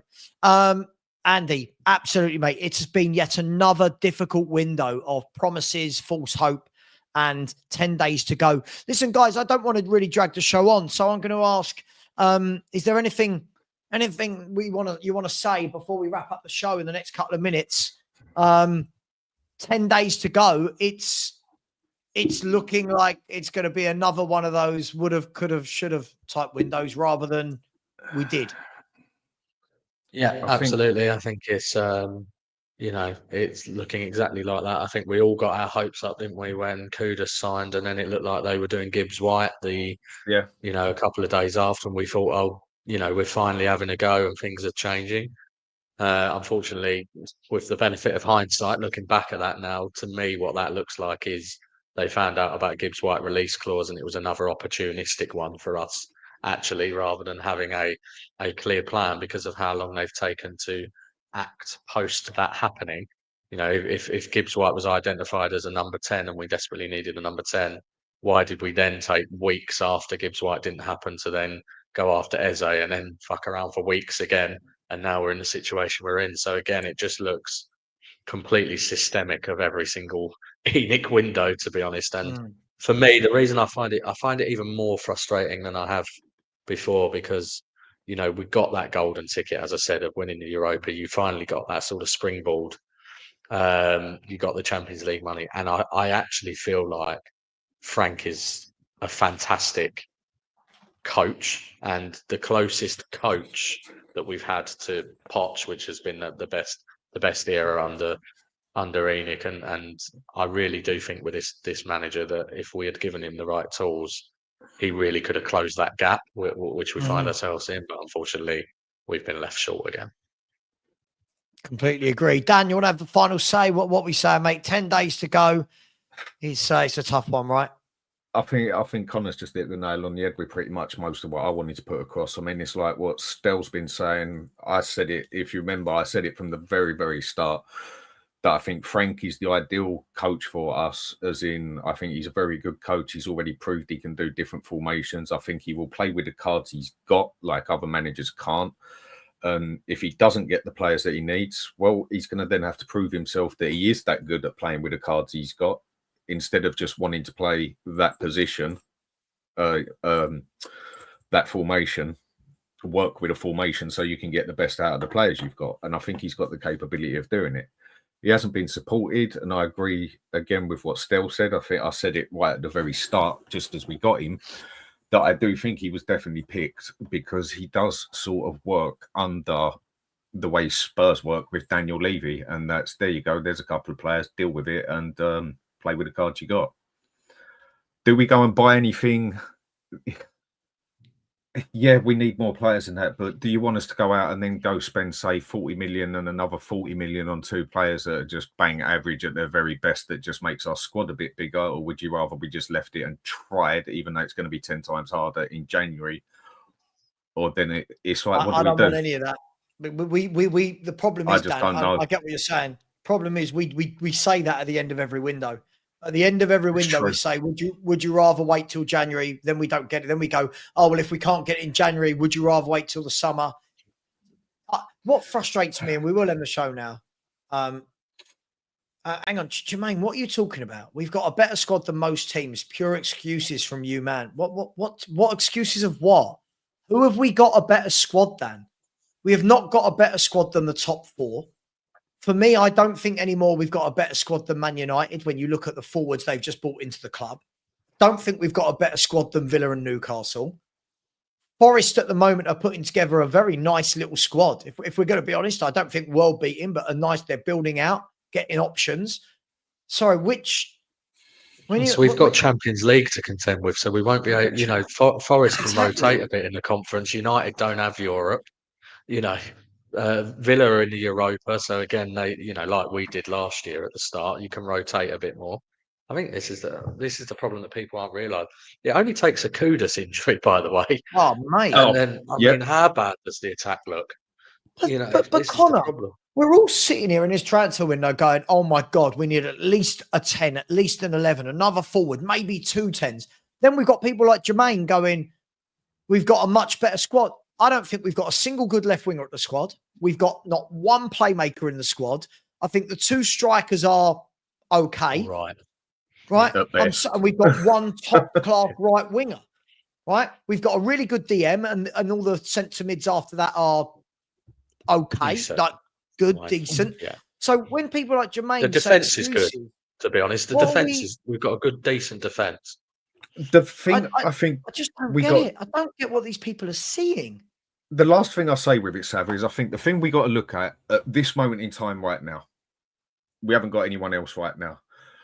For me, we've got to use the formation where you're going to get the best out of the players that we have got. And for me, it's still playing 5 at the back. And instead of using wingers, use our wing backs to their full advantage of what they are, with a defence to what we've got. I agree against the better teams, Dan. I don't think we need to play wing backs against teams like Burnley. But that's where we're going to. That's where I think he can adjust to the better teams like Burnley or whatever, and we can play with the lesser players as such in positions, whatever. But at the moment, if you go by player, yes, you can move Kudus into the 10 position. He'd be the only one we're actually moving out of position as such. But I think he's about the only one we've got who could actually cover that 10 position right now with the flair and maybe a bit of imagination he's got for the ball sort of thing, because I don't see any other player with the capability of doing it.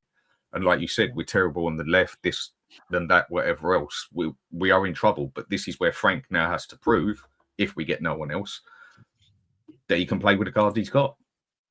Yeah, I think the thing for us is...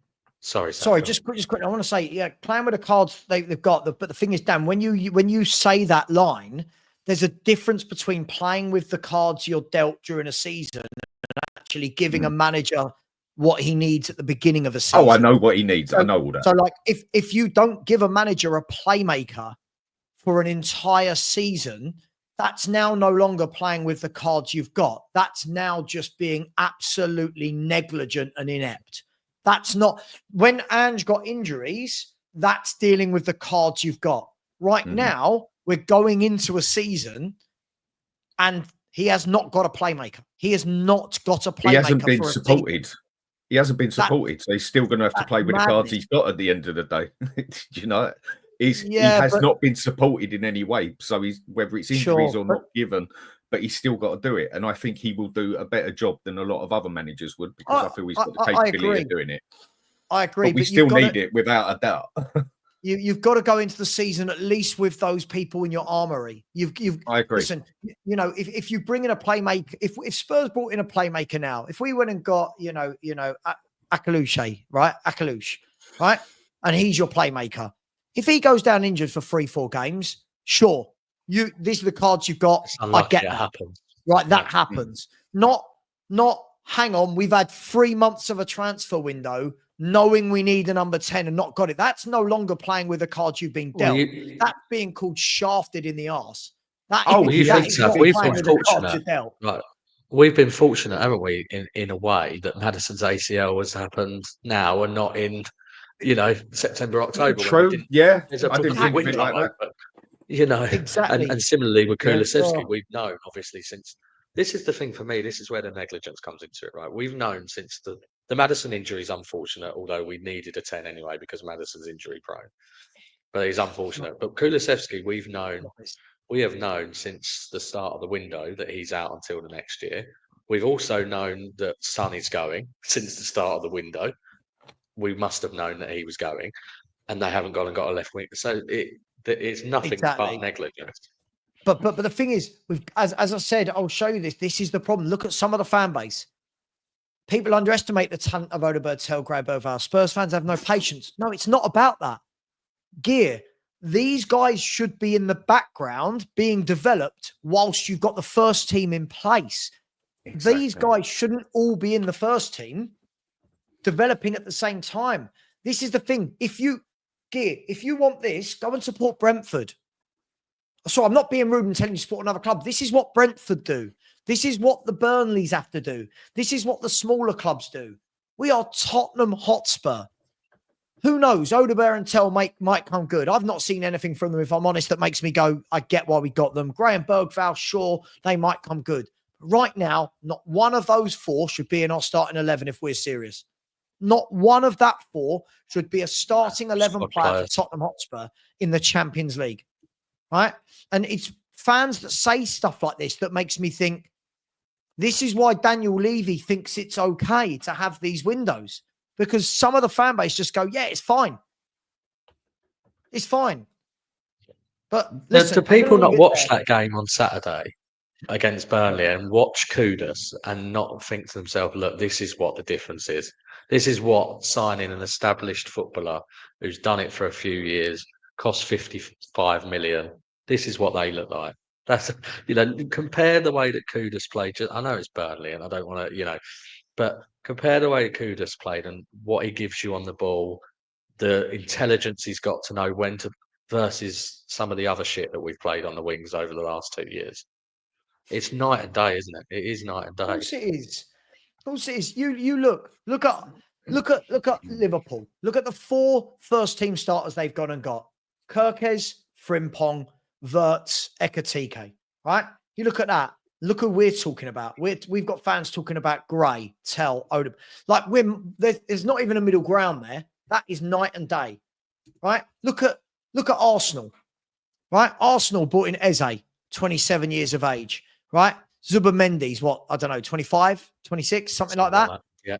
Gyökeres, 26, 27, something like that. Do you see what I mean? Madueke, he's not a kid anymore. He's got 3-4 years top flight experience under his belt. They go out and buy these players. They go out and buy these players. Oh, but Jermaine, you're starting to wind me up now, mate. This is our fans. Look, what we can't do better than Bergvall, Gray, Tell and Odegaard. Really? And Tottenham are a big club, by the way. Just because Liverpool are also a big club, Tottenham are a big club as well. We can't excuse. This is what fans do, right? They excuse the way we act because they go, "Oh, Liverpool are bigger than us." Arsenal. By the way, I remember 6 years ago when we had Poch, a superb coach. I remember when we played Liverpool at Wembley and we absolutely hammered them 4-1, and it was just after they hired Klopp. And look at the trajectory of those 2 clubs since that day. It's been that and that. So these are the people though that will praise the sign. Not this guy. I completely agree with this comment, by the way. These are the people that will see a Dibling come in, and all we'll get for the first 2 years is, he could be the next Bale. You would have written off Bale. What about how Kane developed? Every young player isn't going to turn into Kane or Bale. We've got to stop. Hardly. How many do? No, but Jermaine, I feel like you're trolling me now. No one said buy a big player. I'm talking about Elliott's. I'm talking about Lookman's. I'm talking about Savio as a 21-year-old player. We were talking about Gibbs White from Forest. I'm not talking about getting Florian Wirtz. I'm saying there's got to be a middle ground between what we buy and what these big clubs buy. We should be buying in there. Is that fair, guys? I'm not saying we should buy the same as them yet. Right now, shouldn't we be in there? Right now, we spend the same money. The problem is it comes down to one of them is obviously we don't pay the wages. If you look at how much we have spent, we're up there with the big teams. It's just we spend it on crap, basically, 8 times out of 10. We don't spend it properly. That is what it comes down to at the end of the day. The money we have spent, okay, wages, we need more. But if we would have had better scouts, better systems, this and that, players we could have also had if Levy wouldn't have been so useless at what he does on the football side of it, we spend as much as the big clubs. Yeah. Look, let's I do want to leave it there. I've got one more super chat here. Big up to Finn. Thank you very much. He said Frank is a quality coach set to fail with our owners. As it stands, this squad hasn't strengthened compared to teams above us. We finished between 9th and 13th. As it stands, I'm finding it hard to argue. I don't think we'll be as low as 13th. But as it stands, the problem is I think we are one Kudus injury away from having one of the worst attacks in the Premier League from attack from right wing, left wing, playmaker, striker. If we look at those 4 positions, Kudus for me is the one giving me hope. At the moment, if he drops out, we're now looking at Sarr or Bergvall in the 10, Tell or Johnson on the left, and Odegaard on the right. That is terrible. Truly dreadful. Big up to you, Finn. Really appreciate that. Guys, I am going to leave it there. Look, all I'll say is if people want to keep making these excuses, if people keep wanting to say, right, that these players are okay, that's fine. But then when we do finish 9th, 10th, 11th, 12th, whatever it is, don't complain, because just remember you wanted that. And by the way, if someone like me says, I don't think that Gray, Bergvall, Tell, Odegaard are ready now, doesn't mean I think they're going to be absolutely shit forever. Doesn't mean I think they're shit now. It means I think that we need to buy first team players and then let them be rotational. Because it's also Right. unfair on them, right? It's unfair on them to have those expectations that they can do it at 80. You know, you got to give them the best chance of success, right? And Yeah. to your exact point, they should be rotated in. Well, listen, I'm going to leave it there. What I will say, guys, please, as I said, new sponsor on the channel, OK Jersey. Well, let me get the words out. okjersey.com. Fantastic. If you want replica shirts, I appreciate that shirts are very, very expensive these days. These guys give you a lot of options, whether you're Spurs or not. There are a lot of different options, some retro kits, some modern day kits. Please get over there. If you type in Savva, if you type in this into the code, yep, you will get a discount. And they will know that I've sent you through, which obviously helps the partnership. So please go over there or click the QR code. Appreciate that. What I would say, one last thing. Tottenham Hotspur have 10 days and 4 hours. 10 days and 4 hours of this transfer window, if my maths is anywhere near right. 10 days and 4 hours. Levy, Paratici, Lang, whoever. Pull your bloody fingers out. Take care, everyone. Much love. By the way, I'm sending you over to Jim and Kate over at The Perfect Match. Please, when you get there, type in Savva Raid, like and subscribe to their channel. Thank you very much. Take care. And as always, come on, you Spurs.